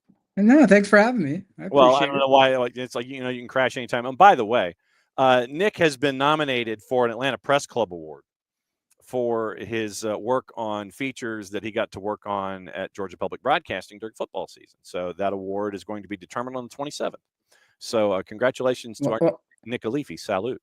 Well, we, Mr. Nelson. Yes. We are nominated. Not just me. We. Yes. Well, that's a W. You got to flip that M, sir. Oh, I know, but this is the first time that you've been back on the show in a while, so I figured I would sit there and say you've been nominated. Well, I appreciate it. We've been nominated. Yes. Manchester United interested in signing Mateus Cunha, who has a £62.5 million release clause, and that'll be active in the summer. Spurs will not sign Timo Werner on a permanent once his loan deal expires this summer. I know you have thoughts. Yeah. Who called this however many, like a couple of years ago? Mm-hmm. People are like, oh, Timo Werner, he's amazing. Oh, my God. I'm like, he is a press merchant. He is not a striker who creates his own shots. He is a striker who has to be in a system that allows him to maximize his talent. Yep. And that system is a high press. You have to run high press nonstop. You have to run it in a particular way to maximize Timo Werner. He needs to go right back to one of these high pressing teams. Let him go. Let him stay there. That's where he needs to be. You can be a team that presses a lot. That doesn't mean you are a team that runs that Red Bull press. It's two very different animals. And that's from Fabrizio Romano. Chelsea no longer interested in signing Victor Osimhen, leaving Manchester United as his main suitor. Jamie Gittins wants to leave Borussia Dortmund this summer. Several Premier League clubs are interested in the U21 English winger. Everton and Brighton join the race to sign Liam Delap from Ipswich. £40 million release clause will become active if they're relegated from the Premier League. Fiorentina will activate a one-year extension in the contract of David De Gea, keeping him until June of 26. That's from Fabrizio Romano. Leicester City set to sack Ruud van Nistelrooy after a run of 9 straight defeats. My guess is they'll probably wait till the end of the season. Bayer Leverkusen interested in Brentford keeper Mark Flecken, with the Bees wanting about €15 million or 12.8 million pounds. That's from Florian Plettenberg at Sky Sports Germany. That is a show because, like I said, we're coming back at noon. No Gregerson, Williams, or Mosqueda training with Atlanta United today. Pedro Amador has, however, returned, according to Doug Robertson of the AJC. Aaron Paul at noon from Morgan County. Kaio Chimura from Druid Hills at 12:20. That's going to be till 12 to 1 here on the network. Soccer's in Session, presented by our friends at Kaiser Permanente. Nick, the last words are yours. Look, just go ahead and enjoy yourself. There's a lot of stuff going on right now in the soccer world. Be open to new experiences. Be open to being a nice person when you're in these stands. Understand that we have no clue or concept of what's going on in some of these players' lives and some of these people's lives. It's very, very easy to sit there and bag and trash on personal things. Bag on their skills all you want. Have fun. They're in the arena, but just try to put some speed bumps. All right, speed bumps, baby. All right, everything in moderation. You're not the main character. Neither am I. No. So let me say hi to everybody before we get out. Morning, Abby. Morning, OG. Morning, David. Let's see. Morning, Lokeville. Morning, Michael Head. Let's see. Trying to see who else I might have missed here. Morning, Kefsey. Morning, Rich. I know Rich is here. Morning, Jordan.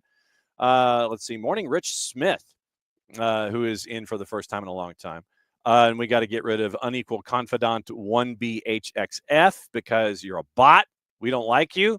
Once again, morning to the OG. And let's see, where's Rich? I saw Rich is in here. So hi, Rich. Hi to me. Morning, Ropes. Yes, Ropes was in to discuss the lawsuit involving Inter and Messi and friends. And I think that's everybody. I think it is. A morning 4 card. So, like I said, back at noon to talk high school. We got to dump off. I got to take a conference call to get ready for Atlanta United 2, Philadelphia Union 2. And then we'll be back at it again tomorrow. Jason is hosting tomorrow at 9:05 when Tyler and Dylan Butler come to visit, because I'm at a place where I can't have a digital device. I cannot have any kind of device whatsoever that gives out any kind of and emotes any kind of signal or retains any kind of information. So I am like off the grid tomorrow. So Jason's going to have SDHAM for you. Soccer's in Session is today because of that. Nick, get us out of here. Take us home. Until next time, everybody, be nice to each other, be nice to yourselves, and mucha Euro.